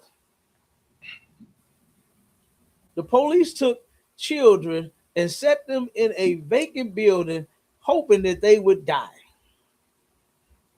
This is insane. For anyone to want to join these people, man. This is ridiculous. All right, let's play the next one. I go to the white neighborhood to do most of my shopping now because I find out that in the black community, the vegetables, the fruits, and even the canned goods is much different than what they are in the white neighborhood. In the white neighborhood, the vegetables are fresh, crisp, nice. In the black neighborhood, they are dry. They are not fresh. The canned goods are bent. This clip comes from Black on Black, a 1968 documentary filmed in South Central Los Angeles and first aired on CBS. The film was made without a narrator and focused on letting Black residents speak for themselves about everyday life, challenges, and experiences just a few years after the Watts riots. It went on to win several major awards and is often seen as one of the first documentaries to present these conversations on national television. In this part of the film, a group of Black women talk about the differences they noticed between grocery stores in Black neighborhoods and those in white neighborhoods. Watching it now naturally brings up a bigger thought. Have things actually changed, or are some of these same concerns still around today? Say, for instance, I buy a pound or two of soul food, say a batch of chitlin, 10 pounds, and maybe in here they're not real good. So I go out of the neighborhood, we get in an old car and we tick way out somewhere where we can find something that's a better quality of food. Some of the cans in the Black community are rusty. You don't find that in the white community. The meats in the Black community, the prices are high, the meats are not fresh, and the quality is, they put so much in a package until you're not really able to buy what you want. You have to buy a large amount in order to even buy the meat in the Black community. Now, for instance, a merchant in this neighborhood will sell a product maybe for a dime or a nickel more in the Negro neighborhood, where in the white community, he'll sell it for a nickel or a dime less. And this, I do know for a fact, is true. For instance, if there's a piece of furniture and that the low-income family have loaned for, and suddenly someone comes along and say, well, now, I'll fix it where you can get it. So you give me 10 blue chip stamp books, and we'll call that the down payment. Well, the average family has 10 blue chip stamp books because he gets stamps everywhere. So he'll just turn in this 10 blue chip stamp books, and then you take the next 5 years trying to pay for a $25 piece of furniture. So economically, this is the same situation. I'll see to it, the attitude is I'll see to it that you don't get out of debt. So if I can't get you in the cotton field, I'll get you in the furniture store. And ain't that what ain't that what the devil done did? See, what Black folks didn't understand is Martin Luther King's dream. It really wasn't what he presented, right? He was in love with white women, and that's what he wanted. So yeah, his dream was to be joined together with white folks. Okay, but all that stuff that he was talking about being treated fairly and all this kind of mess, that wasn't what was on the white man's mind. The white man saw an opportunity to get over on us again. And what are we right now? We are, what the brothers say, we've spending 10 years to pay for a $25 piece of furniture. Brother, right. when car notes went up from 3 to 4 years to 7 to 8, I said, oh my God. You understand? Now, thank God I ain't had no car notes. You know, I think I only had like one. You understand? I had about 50 cars, but I only had one car note. But before and I had mine before the switch. But I was like, God damn, wait a minute, what are they doing? And you know what? They're just keeping us in debt more and more. You understand? Like, think about the bills, right? You pay your electric bill. As soon as you pay it, the bill coming right back around. It's time to pay it again. This place just keeps us in debt. That's all. He was right about that. Yeah, you gotta buy some furniture somewhere. Like what they used to do, Walmart, and they layaway. Y'all remember that? Rent-A-Center Cap. Oh yeah, Rent-A-Center killing them, but I'm talking about the layaways right now. At one point, stores had layaways to where, guess what? Black folks would turn around and buy their kids clothes, buy TVs, furniture, get the things they need for their house, right? Get pots and pans and all kind of stuff. Right. And just pay just a little bit of tax. That's it. Mm-hmm. But now they cut that out. They say, oh no, we ain't doing no layaway. Money, money, money. And now they doing what? Now they doing rent-a-centers. You understand? Now they got rent-a-centers everywhere. What's the other one? Earns rent to own. Oh yeah. And then now you gotta get a loan now if you want to rent to own something. If you want to rent to own a piece of equipment or something like that for your business, you got to get a loan. And guess what? Most Negroes don't qualify for a damn loan. You understand? So they know what they doing with their system, man. We should have just never even tried to be a part of it. That's right. You know, but check it. Let me show you this real quick. Like I said, let me try to run through these videos. I can just got a couple more. Let me show you what happened before integration. Here's an exceptionally well-organized and productive community canning enterprise. Once each week during the summer season, the people of this community gather in this grove to can their products cooperatively. The women prepare the fruits, vegetables, or meat products for canning. The men cut the wood, keep the fire going in the furnace, and handle the heavy pressure cookers. And everybody has a grand time. It's a sort of weekly community picnic that pays dividends in food put up for winter. This is 1938, the height of the Great Migration, when hundreds of thousands of Black Americans were leaving the South for northern cities to escape Jim Crow. Southern agricultural interests wanted that movement stopped, so the USDA produced this documentary to convince Black families to stay put. But in trying to make that argument, they accidentally captured something powerful. Black men and women with defined roles, community equipment pooled so no family got left out, in a structured canning operation running every week through the summer, building enough food to carry the whole community through winter. The USDA thought they were filming a reason to stay. What they preserved was proof of what Black communal strength looked like in action. Now, look, this is what integration destroyed. You understand? How many Black communities do we have now that's together like this? To where we saying no family is left behind. Ain't nobody finna go without no food and the things they need. Everybody working together. Did you see all them sisters? They wasn't fighting, talking about some who sleeping with who man and busting out some windows in cars and doing all that crazy mess. They all was working together. Right. All the men was working together, chopping the wood so them sisters could cook and can that food. Everybody is working together. Integration destroyed that. Yeah. You understand? The white man thought he was gonna come there and make a reason so that they wouldn't leave, but found out, damn, they got it going on. Look at what they doing. Look at what they are doing. This is what integration destroyed, man. Because show me the Black community today to where they together. Show me where they coming together, you understand, as a whole, talking about, you know what, man, we got Sister Jones over there, she ain't got no food. Brother Earl over there, he ain't got no, you know, oh, we got some food stored for them. They ain't got to worry about eating. Right. It's everybody for themselves. We done took on the white man's mentality. Mm-hmm. That's his mentality.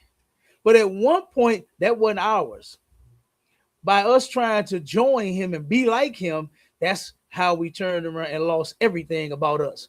At one point, brothers and sisters was working together in the Black community. Now, you can't tell me staying separate wasn't the better benefit versus trying to join them, man. You can't tell me that. All them brothers and sisters, every week, this is every week they doing this. They ain't taking no break. Why? Because we got to eat. We got to eat. And they canning food. Did you see what the other sister said? She said, oh, you know what? I go in the white community all the time. I go out there and get my food. Why? Because, you know, they do that intentionally. To this day, while DMG thought it was a great idea because we got YouTube and businesses, two niggas got businesses. It was a great idea for integration. You understand? How many of our brothers and sisters are on food stamps, getting government assistance and getting cut off all the goddamn time? Make $1 over, and the government cut you off them stamps and say, oh, no, you make too much money. Nope, we got to pull that from you. When we had our own goddamn food, we had our own vegetables. The sister said, oh, you go in the white community, boy, the vegetables is crispy and fresh, and the canned goods ain't got no rust on it. But in the Black community, yeah, it do. They did that intentionally so that you won't think of staying with your own people. You go to your stores and you get dissatisfied. You understand? You get unsatisfactory service. But when you go in their community, oh, man, well, look at these grapes. Ooh, they green and red. Look at these apples. Ooh, they crispy. Ooh, look at these greens. Look at these collard greens and the mustard green. Look at the stalk. You understand? They got them in a little cooler where the damn thing turn around and spray the mist on them to keep them looking fresh. You standing there, and a few seconds later, the thing come on and go shh and wet the shit up so you can want to buy it. You understand? But guess what? No, they ain't got that in the black community. They ain't had it back there. Your shit ain't fresh in your community. They put stores like that in our community on purpose. So that guess what? They would get all of our money. How long did the money stay in the black community before integration, Marshala? How long did $1 stay in the black community? It was 6 hours, sir. No. How long did the dollar stay in the black? Yeah, up to a year over. Up to a year over. Up to a year plus before $1. I cannot believe. That's why I said D and the M and the G got to mean dumb. Because how can you not see that before we integrated with them, our money stayed amongst us? But now that we integrated, how long do it take for the dollar to go out the black community, Marshall? 6 hours, sir. 6 hours. 6 hours or less, and our money is in the hand of the heathens with the quickness. With the quickness. They own the stores. They own the liquor store. They own the clothing stores. They own, so whatever we need, whether it's chicken wings or a goddamn piece of bubble gum, we got to give our money to them. And it's going to take 6 hours or less for them to get their hands on it. And before we had food, they didn't have to worry about integrating and going, you know what? I go out the black community and go to the white community and they stores, they get fresh food over there. That's what they wanted you to do. They wanted you to look as if you and your people and your culture and the way you was doing things is a disgrace. Us. Come get your good food from us. You're going to spend your money here. Oh, you know what? Damn, it's 10 cents less over there. But you don't even understand that you, like she said, we take a car, you got to pay to get the car to the store. So that 10 cents, you ain't saving it, you still spending it. You understand? I do understand that going to a black business, they are going to charge more because guess what? The supplier charges more. The white man charges the black business owner more. The brother that used to help us, he had a stroke and he out of business now. Mr. Woods, the brother owned a store. Brother Woods, I call him. He owned a store. He bought it from the Arabs right up on the corner of Page and Vanavina. And boy, they gave that brother hell opening that store. They gave him complete and utter hell. Right? But he got it open. And the brother was doing quite a bit for his people in the community. Even though he was selling food, right? He also was giving away food. He even locked in with us. And he was like, brother, he said, man, he broke it down to me. He said, showed me, he said, man, come up to my store so I can show you. I go up to his store. He shows me the freezers that he has for the food, the freezers and the refrigerators that he has set up for the people that come in there and can't buy a plate of his chicken. He got food set to the side and he give them so they can have something to eat. Now here he is making a living off selling chicken and fries. Mm-hmm. But he got food for people that's less fortunate. You understand? That's what they was trying to stop. And that's what they did stop from happening in the black community. To where even though we making a living off of this, we still looking out for each other. You understand? We looking out for each other. And they stopped that. All so that we could turn around and say, you know what? In the white community, the food fresh out there. Let me go out there. I'm going to go that way. And you know what? To this day, she ain't lying. She said that shit back in, was it 60s, 70s? It's true still to this day. I remember the Dollar Tree. It's gone now. That was right on Kings Highway.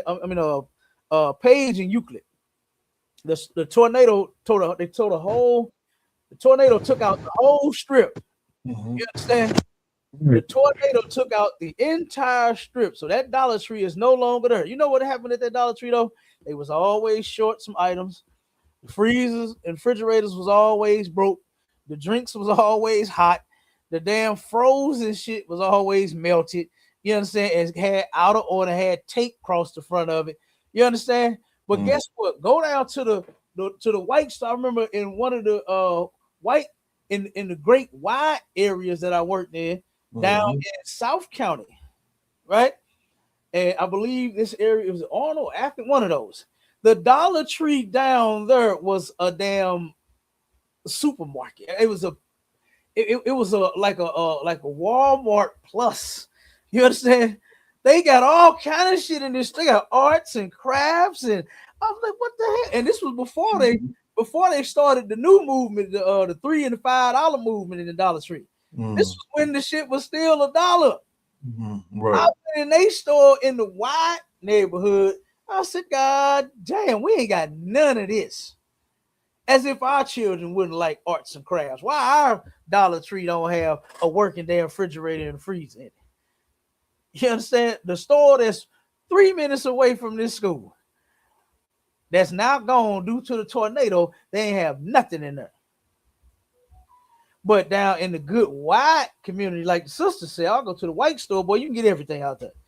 That's how they want it. You understand? So that you won't make no money. But these sisters and these brothers came together and was doing something much different. And this was great, in my opinion. Let's keep playing. Home canning of food products is a fundamental feature of the Live at Home program. A well-filled pantry is not only the best insurance against sickness, but it saves money. A year's food supply for a family of 5 in this section may be worth several $100s. Since a year's food supply. Did you hear that? They got a year's food. That's what this sister is stocking up on. A year's food supply for a family of 5. That would cost hundreds of dollars, but you saving them hundreds of dollars. Why? Because everybody is together. You can't tell me that this wouldn't have been a greater idea than having these damn food stamps that they're gonna take from you. Yeah. They'll say, oh, you need food stamps? Okay, they might sign you up, give you a book or two, but eventually they're coming to cut you off. They're coming to take your stamps away. Right. And our people believe that this was better, integrating was better versus this right here, what we're hearing on the screen right now today. This is sad. And right now you barely see any 3, 4, 5 brothers and sisters on the same block trying to do anything with each other. Yeah. But in the ISUPK, we all then came together. That's damn right. Damn that. We realized that guess what? We all we got. You understand? Crazy. We all we got. Why not join together with my people? Everybody else join together with theirs. Yeah. Chinese people, you ain't got to tell them to join together with their people. I don't give a damn what they go through. They join together. And they doing what they got to do. You ain't got to tell the Africans to join together. As horrible as those African men treat those African women are not leaving those African men. You understand? Yeah. You ain't got to tell the other nations of people to be together with your own people. Even though they right here in this country. They only came here because of your Civil Rights Act that you fought and died for. Ain't no African died for no goddamn right that they benefiting from today. Ain't no Arab died for no right that he's benefiting from today. Ain't no Chinese. One second, word. These bastards got the nerve to turn around and unalive our people that's coming in there buying they shit, and then they ain't went through nothing. That's right. They ain't suffered nothing. Right. But now they in our community hating us and we making them rich. You out your goddamn Chinese mind. Go ahead, Doc.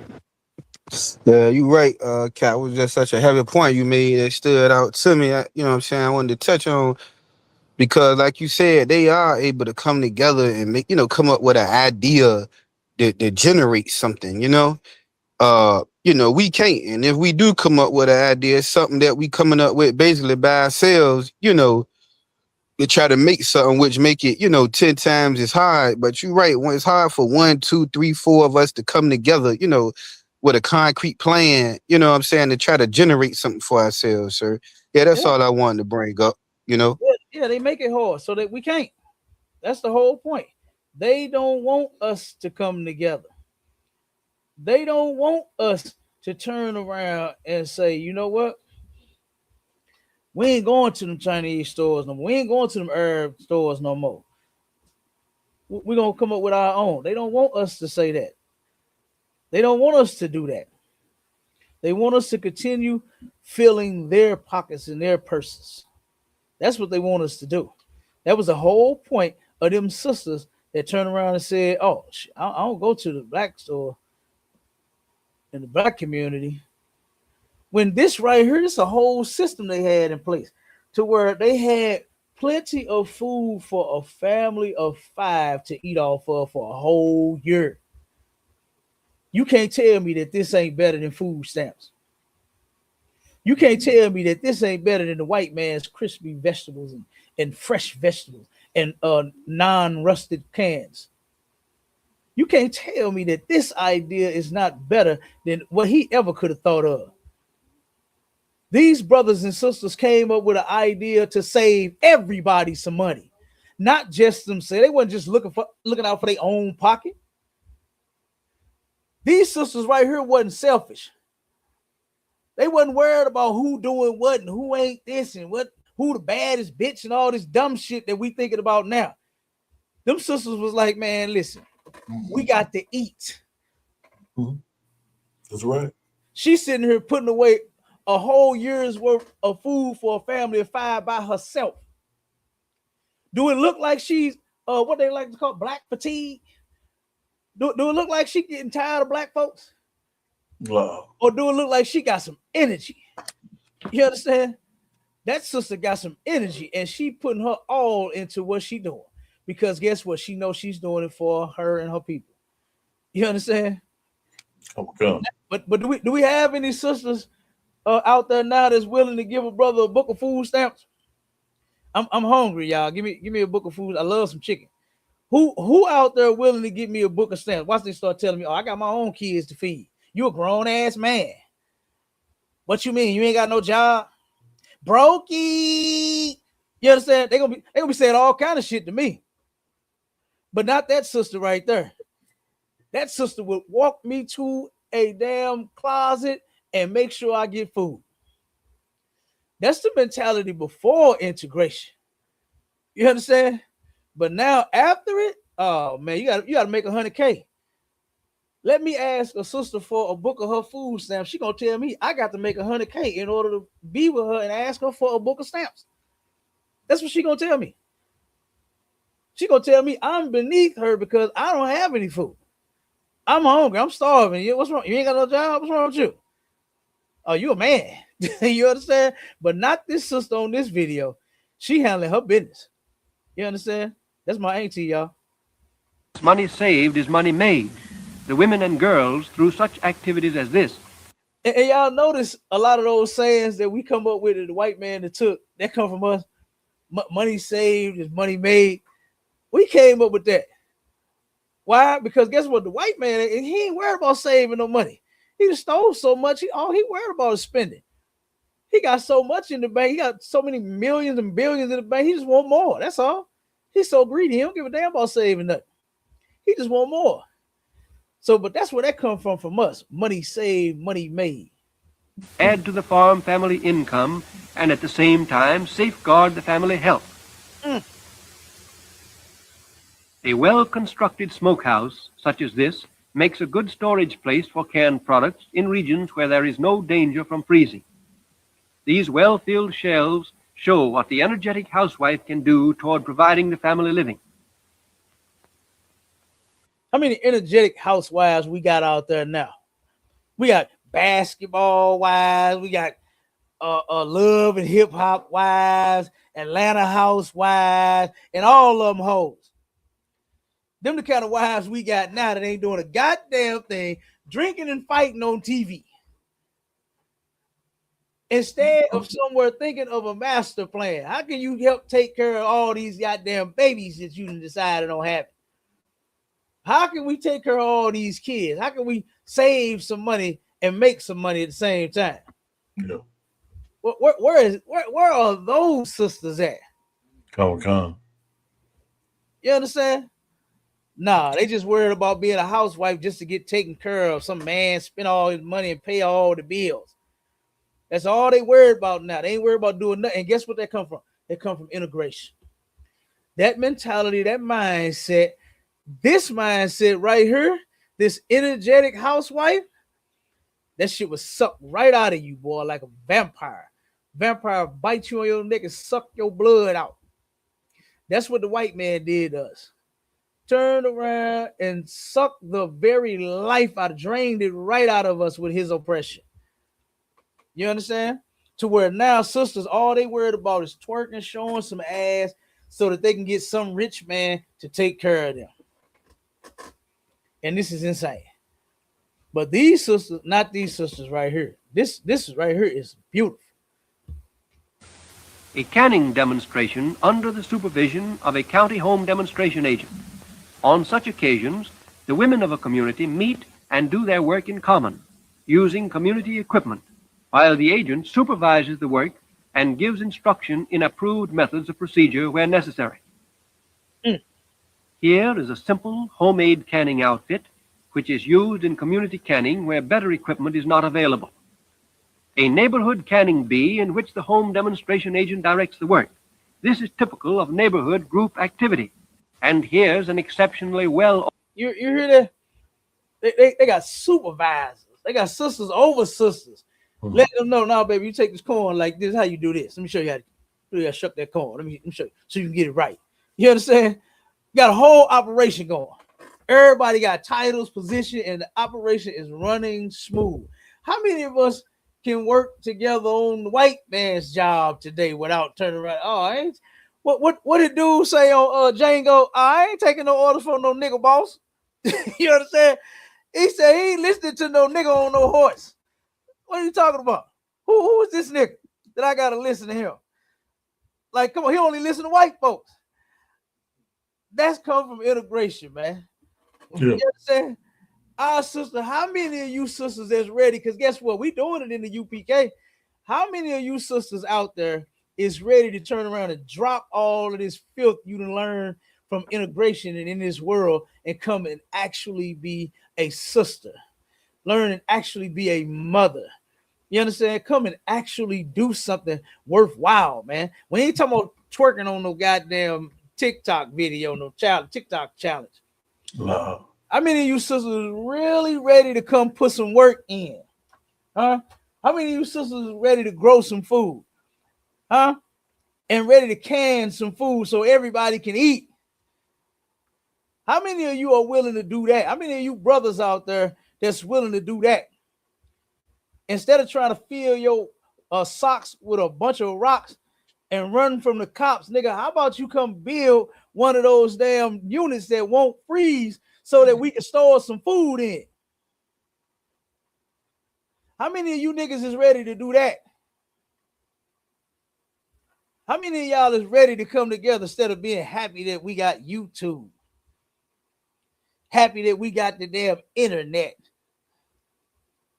Happy that we get the opportunity to go work for the white man and give him all the damn money back that we just worked for. How many of y'all out there is really ready to make a difference? Because as you can see, Christians are selfish, man. Christians are extremely selfish. And I actually got some more videos, man, but I'm gonna stop it now. I know I ran over a lot. You understand? But I wanted to get to the point. Okay. Or do my brothers, can y'all spare me and a couple more videos? You too, Cap. I'm too, all right. Yeah, car, sir. You know, I'm gonna ride with you.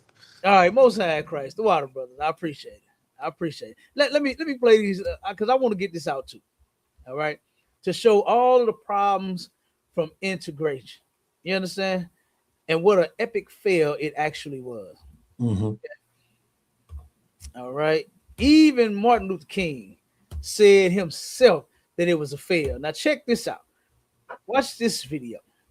This is after integration. Look at all the problems that we started having after integrating with America. America has used black women to keep the black male in his place. And you're still aiding him by saying, well, we are qualified we want to work, we can help. What we are about to watch is a real discussion that took place in 1968 and aired on PBS. It was part of a series that was created to show Black American life from the Black perspective. The journalist you'll see here worked for the Chicago Daily Defender, which was the largest Black newspaper at the time. She was covering what people were calling the rise of the new Black woman. For this episode, they brought together Black women and Black men for an honest, open conversation about gender roles, expectations, and relationships. This conversation has been happening in the Black community for decades. It's deep, it's layered, and depending on your experiences, it can feel really heavy. It also can feel personal and emotional and possibly uncomfortable. So when you watch, really listen. And when it's over, drop your thoughts in the comments. Let's chat about it. As a reporter for the Chicago Daily Defender, and as a Black woman married to a Black man, I become deeply aware of the effects of this new Black revolution on the relationship between Black man and Black woman. Now, the struggle supposed to be over.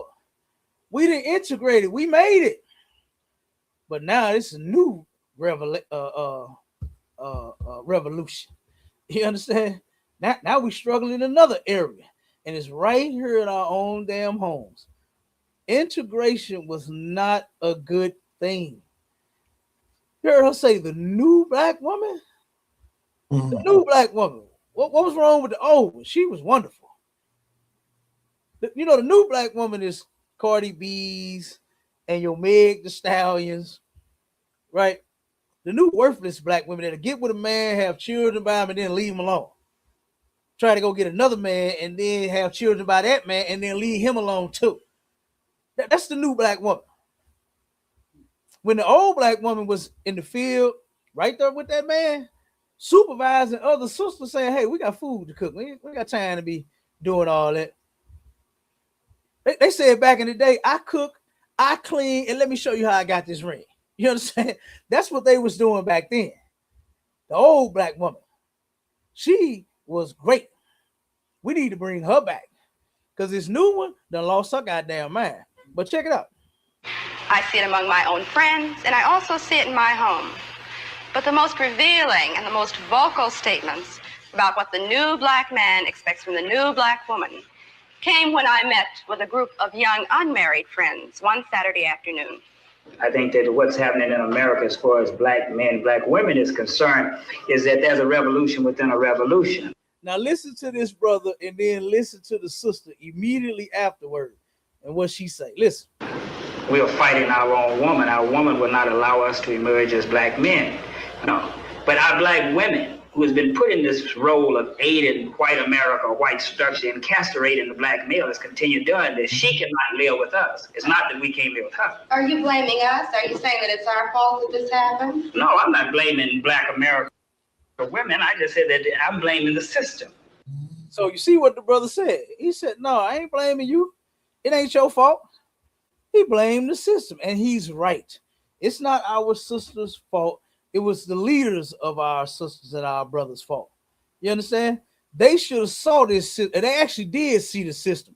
Martin Luther King turned around and admitted that the system that he was joining his people to was actually a burning house. It wasn't La La Land like what he thought, what he said, and had everybody believing. It wasn't Willy Wonka and the Chocolate Factory. You understand? To where everything was just going to be love and happy and suckers and popsicles, and you understand? That ain't it. What? That ain't it. But the brother said, no, I don't blame you. I blame the system. And the brother is right. But listen. They are victims of the system like the Black male. Well, why do you say that we are castrating you? You say that you want to be the leaders. Okay. Well, what about the Black professional woman? First thing she take it to is a job. He ain't talking about your job. You understand? No man, I don't know no brother that is against his woman getting a great job and making a lot of money. Mm-hmm. Oh man, guess what? You can start a business and make a lot of money. You can get a good job and make a lot of money. Do whatever we got to do. You can go back to school and you can get some education, get some more on top of the education you already got. You understand? And let's get this paper. I ain't mad at it at all. But the first thing she started bringing up is the professional black woman. When she totally missed it. That's not what he's talking about. He's not mad that you have a job. Listen. Are you saying that there should be no black professional woman? Are you trying to deny black women the right to be creative, the right to function? We're not asking. What did that have to do with anything that brother just said? Absolutely nothing. That's integration all day, huh? Mm-hmm. That's integration. Are you denying black women the ability to be creative? What are you talking about? Like, be creative, get a job. I ain't telling you stay at home and don't work, don't make no money. Damn that. We need some paper. Bring daddy that money. Bring daddy that money, baby. Nobody talking about you not just sitting at home doing nothing, looking around, twiddling your thumbs. Bro, he ain't saying none of that. She missed it. The whole thing is now we got at one point, our families, our households was together. Everybody was working together. Like you just saw in that video. The men chopped the wood. They did the thing that the women wasn't doing. And the women was doing the thing that the men wasn't doing. Shucking the corn, canning the food, pouring it in the bottles, mixing and stirring the shit up, cooking it. You understand? Everybody had a role. They even had titles and positions.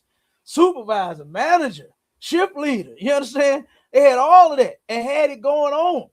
Everybody knew they role and they was willing to do it. Mm-hmm. And what the white man found, he thought he was coming to them to find out something where they could destroy them. And he said, damn, they got it going on. Look at them. Right.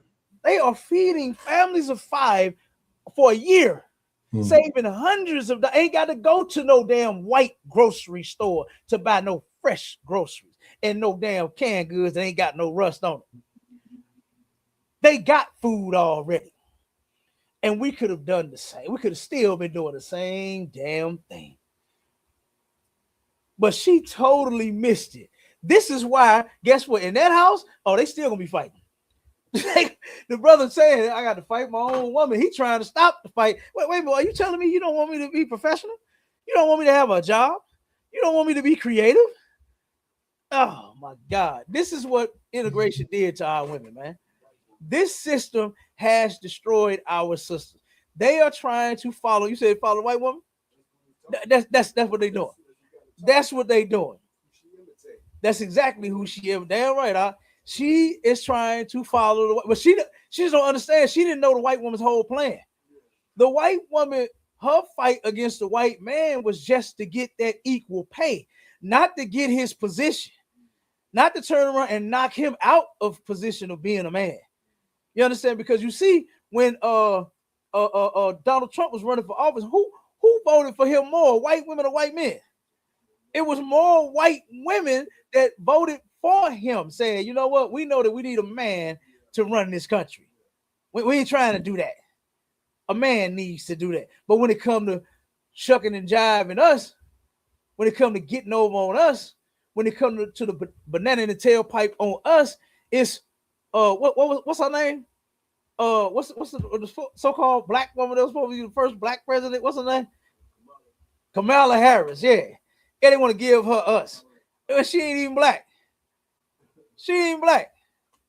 She told everybody where she was from. She's Indian. That's her culture. They turn around and try to trick us with Barack Obama. When Barack Obama said plenty of times, oh, my daddy's African. I'm Nigerian. He didn't say he was a nigger. He didn't say that. But just because he liked basketball and beer, you want to try to put him off on us. Nah. Integration is what caused this right here. For you to take a back seat. We're saying that you have got to be astute enough and can view the situation well enough where you just automatically know what your role is and step back. And whenever you want to have that aggressive thing, this is a thing that the young black man today is not going to tolerate. My old man tolerated it because his old man tolerated it. It came up for years and years and years. But today, the young black man is not going to take it.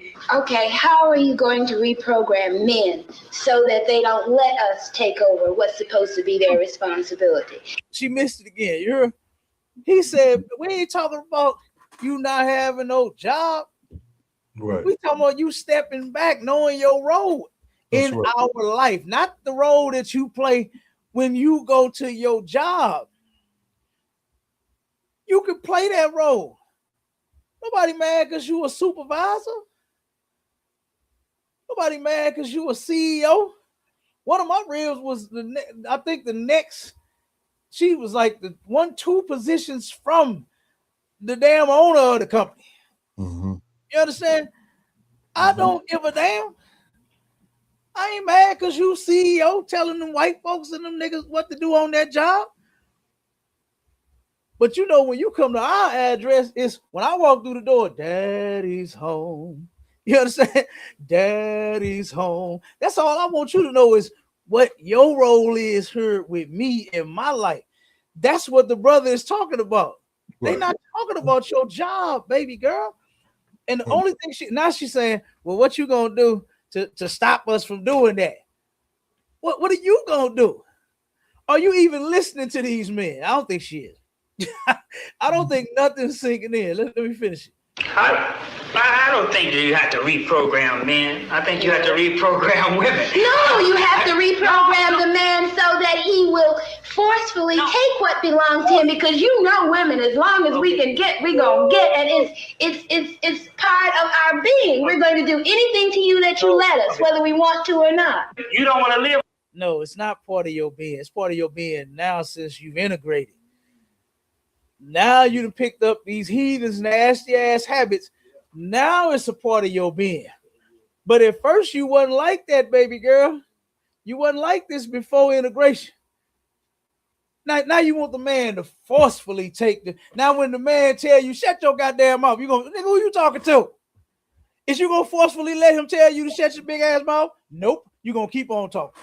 Why? Because in this society, this place allows you to do it. This place allows you to turn around and rule over your man. That's the whole thing they talking about. Yeah. What's the role of the man and the woman, and are you willing to get back in your shoes and get the hell out of mine? And she like, nah, you got to forcefully take position. But then when the man put his foot down, hey, you ain't none of my daddy. You understand? Like, come on, man. This is insane. But this is what integration has turned a lot of our sisters into, man. Evil Christian women.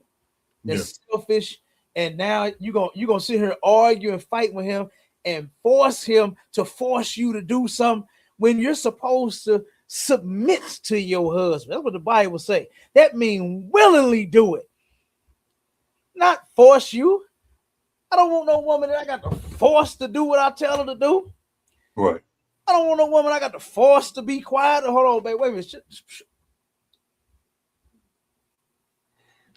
And then you still talking? Don't no nigga want to force you to do nothing? That's right. You know, it's like forcing a baby to eat. Boy, you ever tried that? I tried that 10 times. Boy, all 10 of them, they gave me hell too, trying to do the airplane and make the damn phone on. Right. You ain't never do that. You ate all your food. You did. You ain't give your mom no problem. Did you do that when you was a baby? When your mama tried to do the airplane and said, here comes the potatoes, and she just tried to put it in your mouth, you like, You ain't never do that? You ate your food? You ain't eat your food? You did? But why you so healthy? What you eat? If you don't know what you ate your food, didn't you? Yes, you did. Give her a hand, y'all. Get Tori a hand. Get Tori, that's our little niece.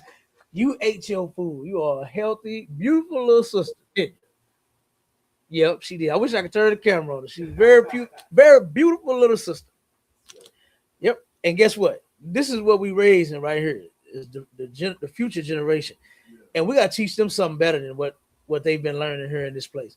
This is why in the ISUPK, we getting back to the most high standards and his way of life and living.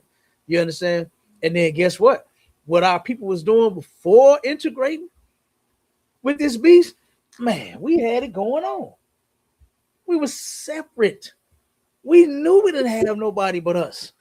And look at what we was able to do. Survive for years without needing any help and any assistance from anybody.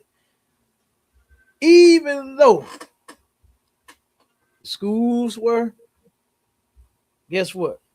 Understaffed, underbooked, underfunded. You understand? We still made it. We still made it happen. And our kids was educated. They was educated. But look at what happened once we turned around and joined them.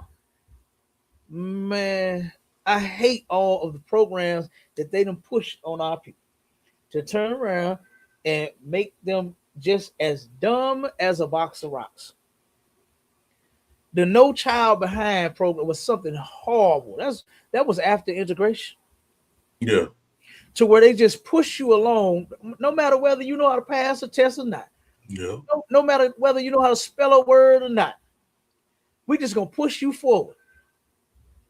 That's that pipeline to prison thing. You understand? From the public schools to the prison. That's what they came up with.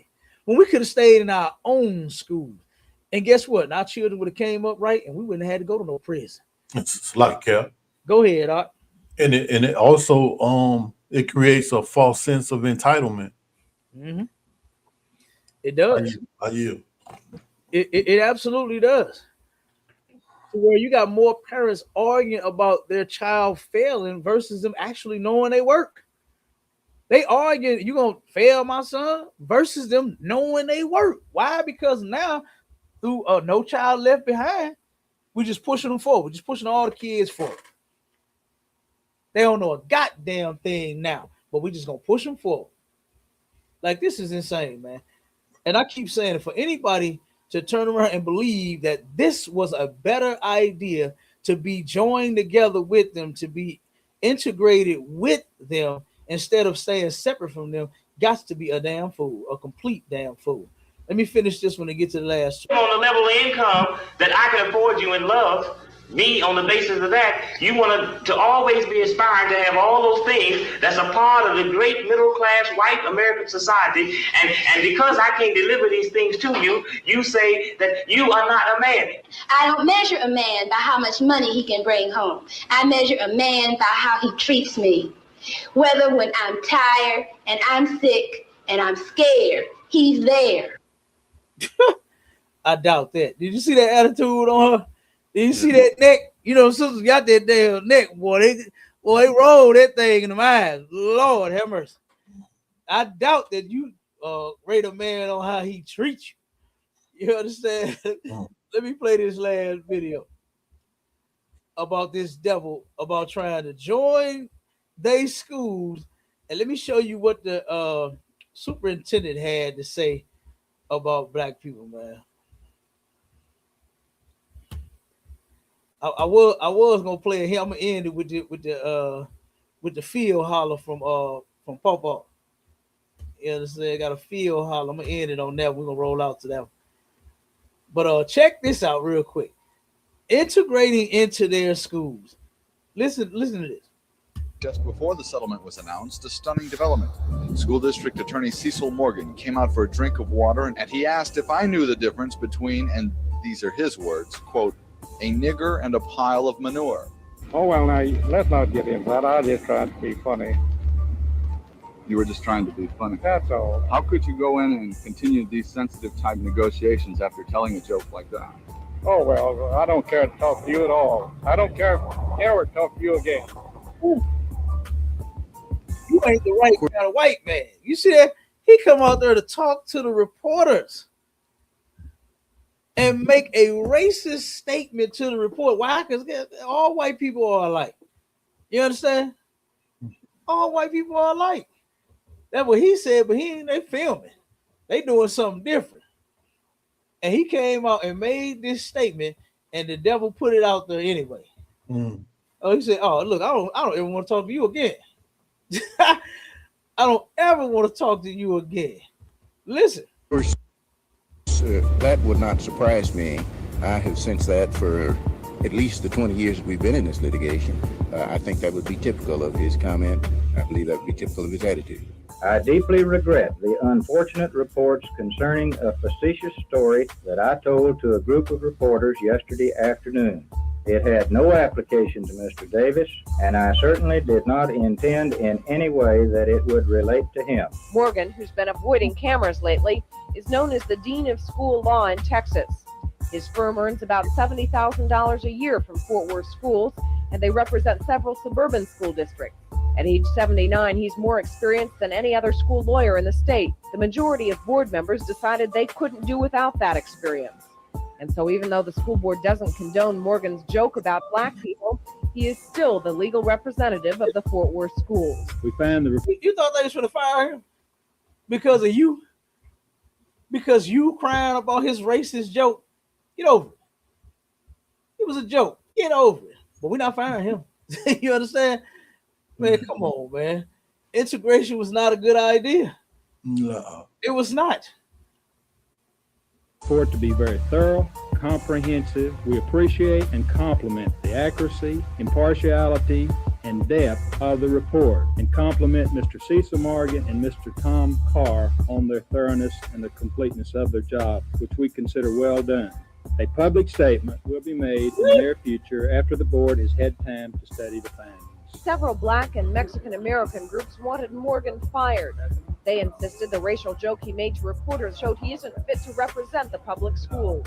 Morgan's showing no signs of wanting to retire. In fact, when reporters asked him about that, he shrieked his answer. Oh, no! It's not clear. Black groups say it is clear. He's asking him to quit and retire? Hell no. He ain't going nowhere. You gonna see him. You understand? Till he get ready to retire. Right. Damn. That's what he tell you to the protesters. Clear to them, and they don't like what they see. Hitler. Gestapo tactics. You're taking away the freedom of people to speak in America.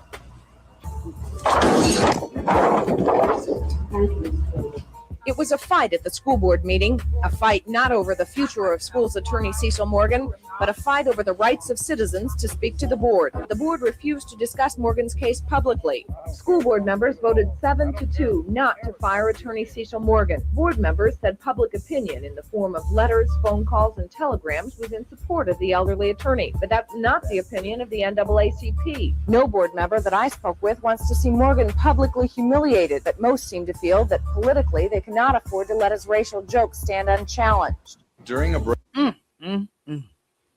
Nobody wants to see him publicly humiliated, but he can humiliate black folks. Let me show you what.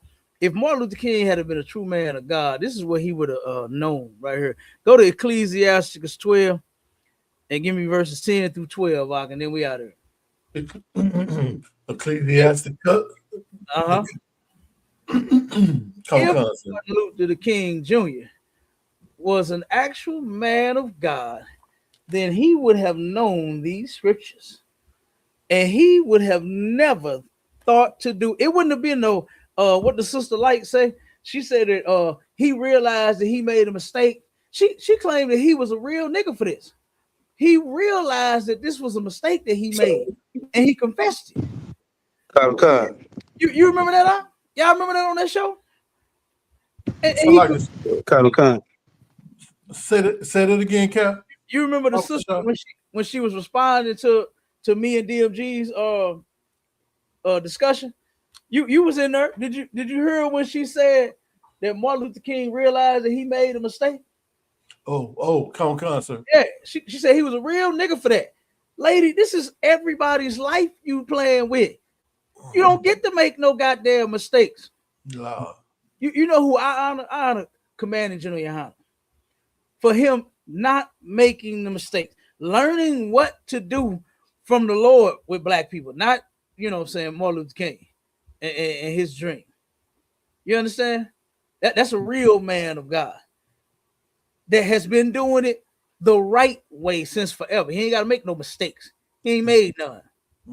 He ain't got to one day look back and say, damn, was telling black people not to eat pork and celebrate Christmas, was that the right thing to do?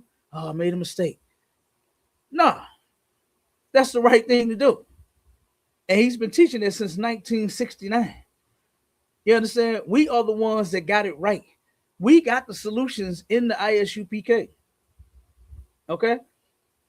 So guess what? Martin Luther King, he ain't happy. Because if he did, he would have known this. If he would have read this scripture, if he would have actually been a man of the Lord that cared about what God had to say for his people to do, he would have read this and he would have never went on that mission of his. Go ahead, I'll read. Ecclesiasticus chapter 10 and verse 12. The beginning of pride is when one departeth from the Most High, Mm-hmm. and his heart is turned away from his Maker. No. Ecclesiasticus 12 and 10. Oh, Salaka. Ecclesiasticus chapter 12 and verse 10. Never trust thine enemy. Never trust thine enemy, man. White people have been showing black people that we have been their enemies. They have been our enemies forever.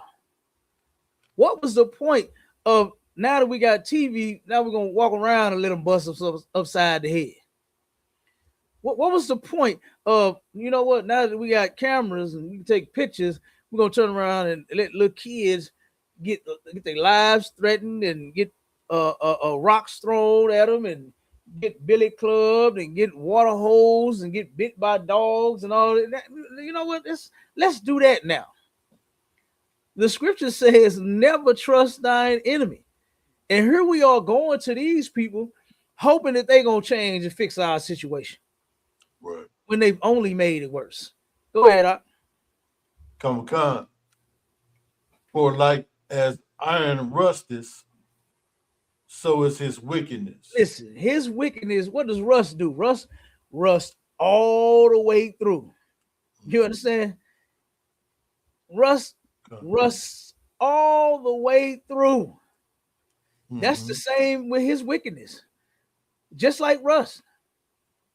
You ain't gonna find a good spot of metal behind all that rust.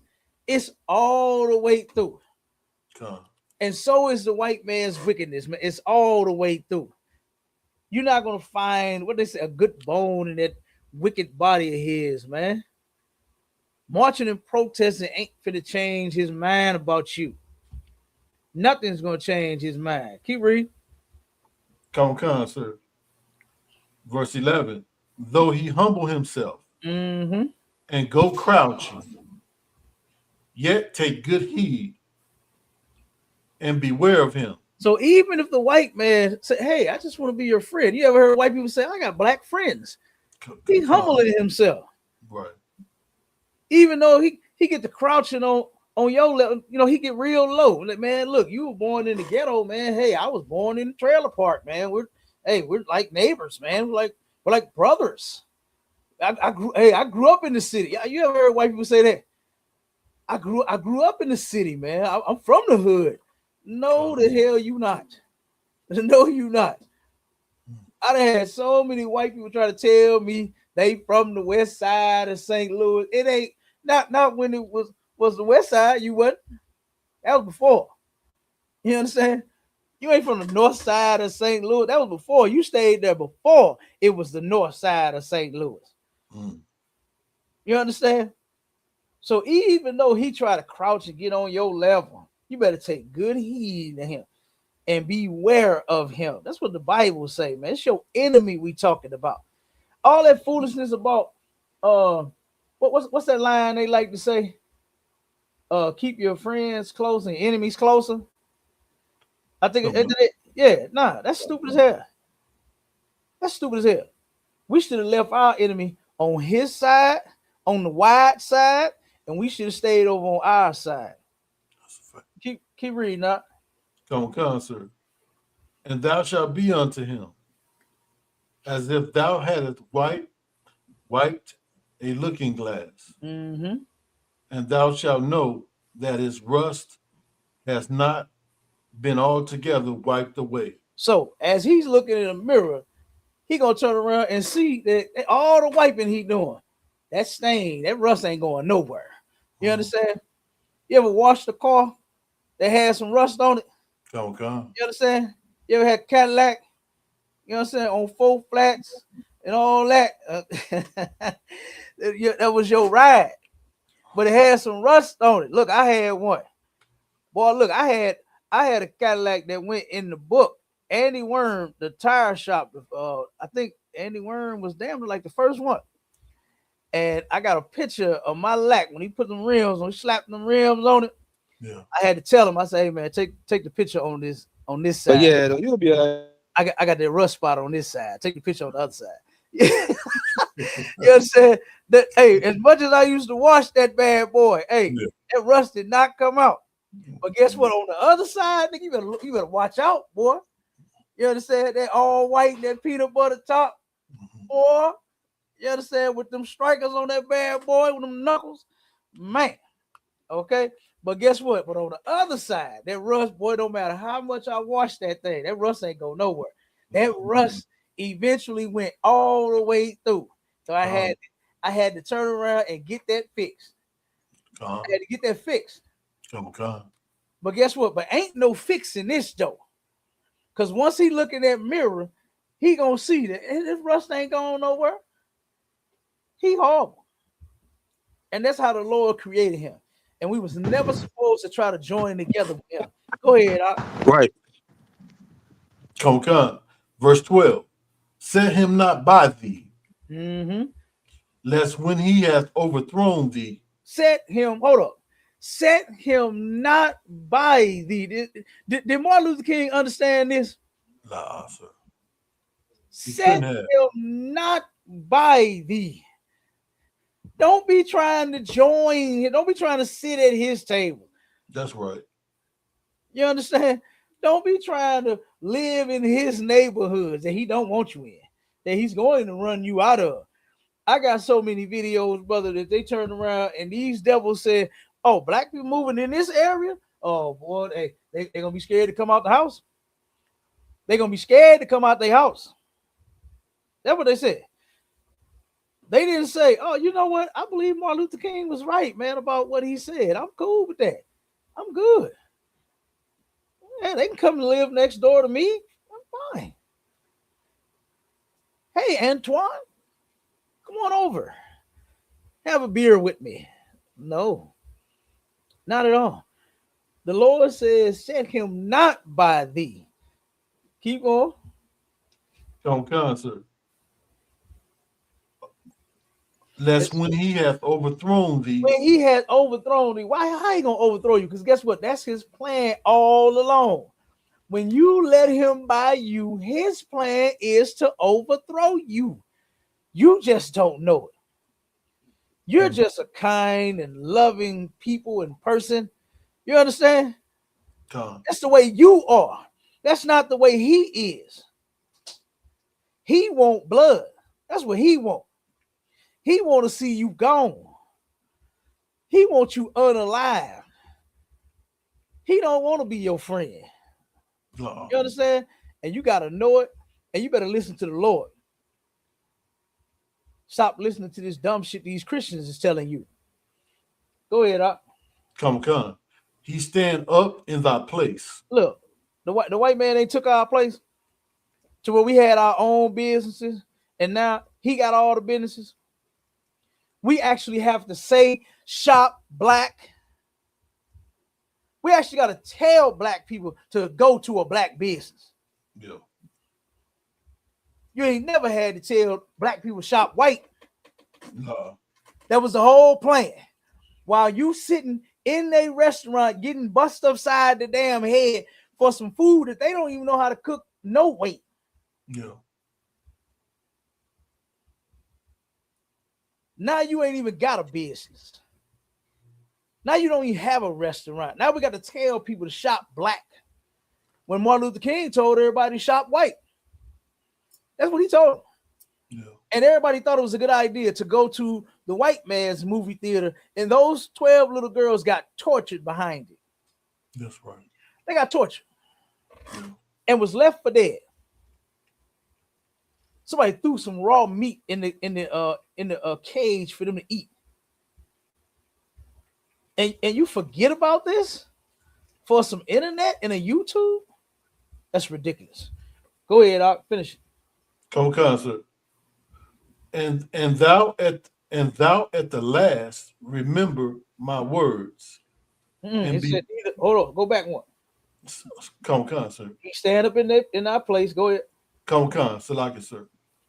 Neither let him sit at thy right hand. So these people ain't supposed to be joining around us. We ain't supposed to be around them like that.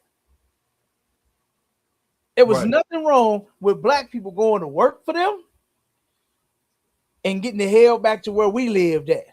It was nothing wrong with that. That's how it was back in the day. And that's how it should have stayed. To where we go over on their side to work and then we go back on our side to play. You understand? So like the cap. Go ahead. So you mean we could trade with them and do like, merchandise, and we could trade goods, but that's it. Yeah, that's it. There's nothing wrong with doing business with the heathens.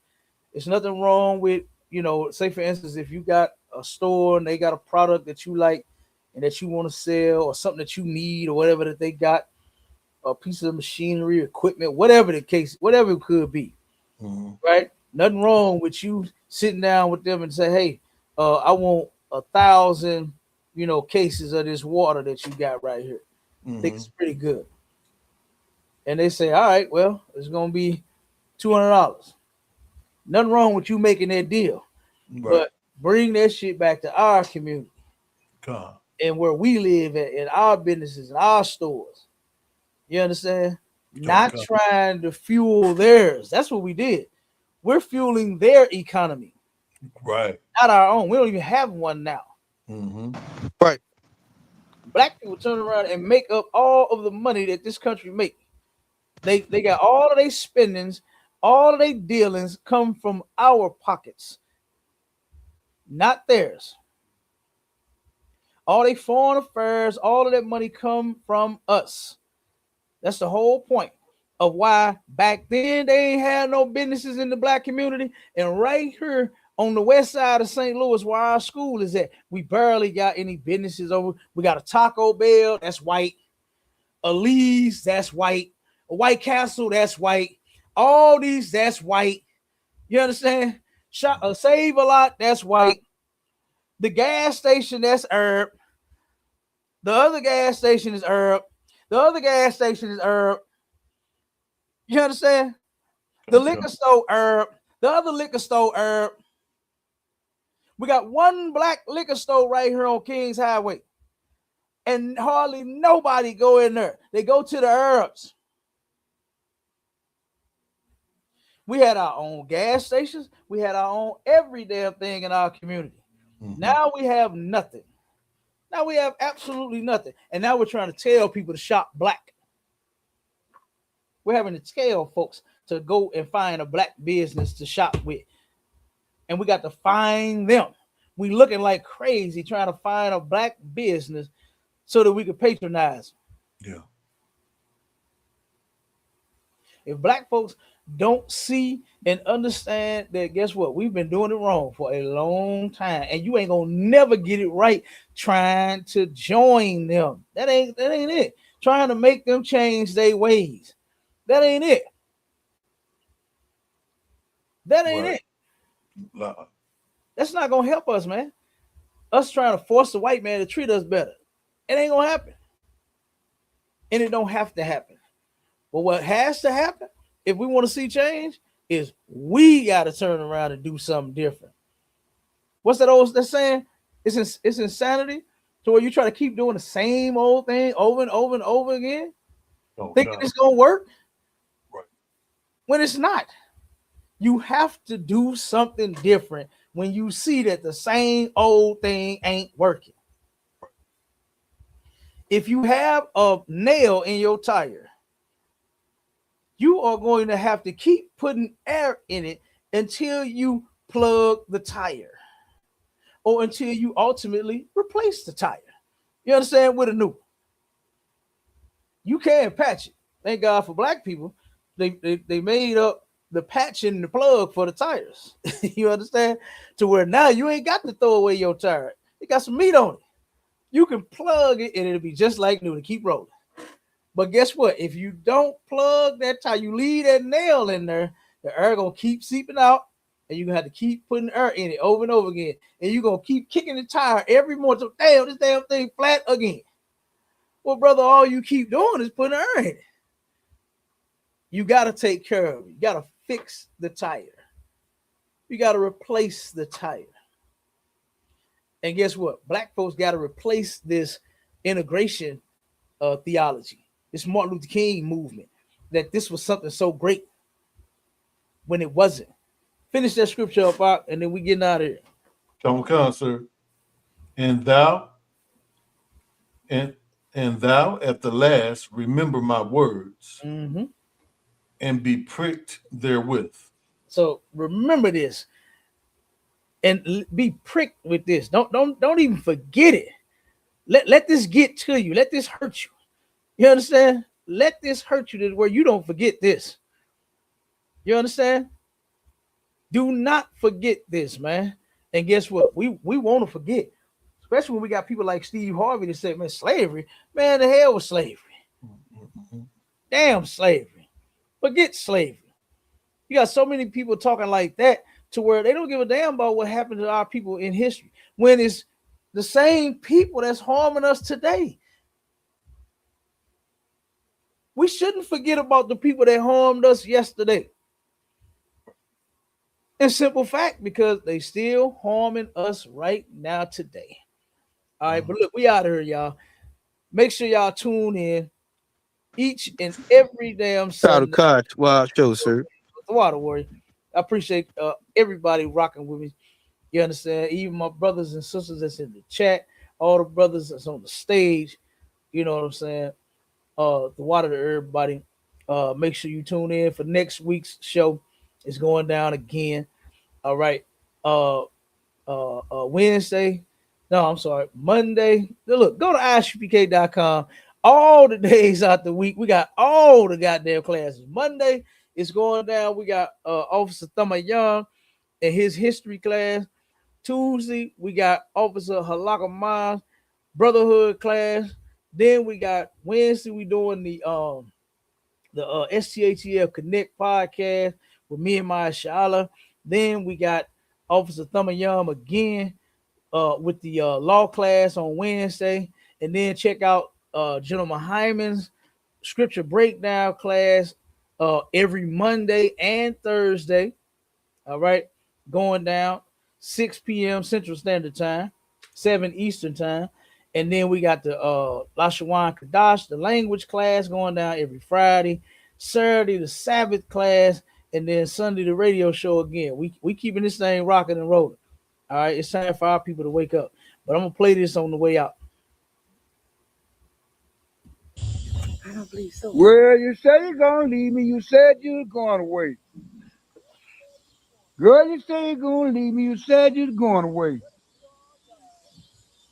That'll be all right. You come back home someday. I stepped 4'5" and I started breaking wrong.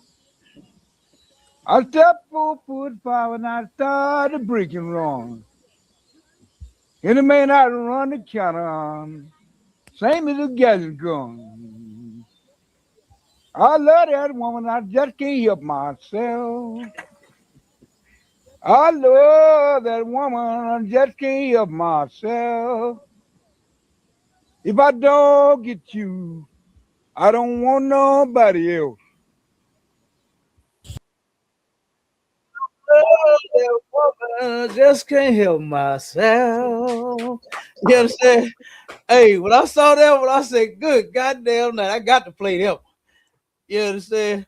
And what that's called? It's called a field holler. That's what our brothers and sisters been doing from slavery, man. You understand? Was to try to get some type of comfort out there in that field, boy. You understand? Whether it was enslavement, whether it was sharecropping, all of that. You understand? What right now today on the white man's job, what do you see brothers doing? Singing away. You see sisters singing away. You understand? Because guess what? They tired of working for them little nickels and dimes these crackers is paying us. You know what I mean? So like I said, they trying to sing their pain away. Their brothers say, I love that woman and I just can't help myself. Hey, he the man for that one, boy. That's my papa right there. You understand? But look, everybody, we go. Shalom, Israel. Hey, shalom, Israel. Appreciate you, Cap. The water, sir. Appreciate you, Yana boy.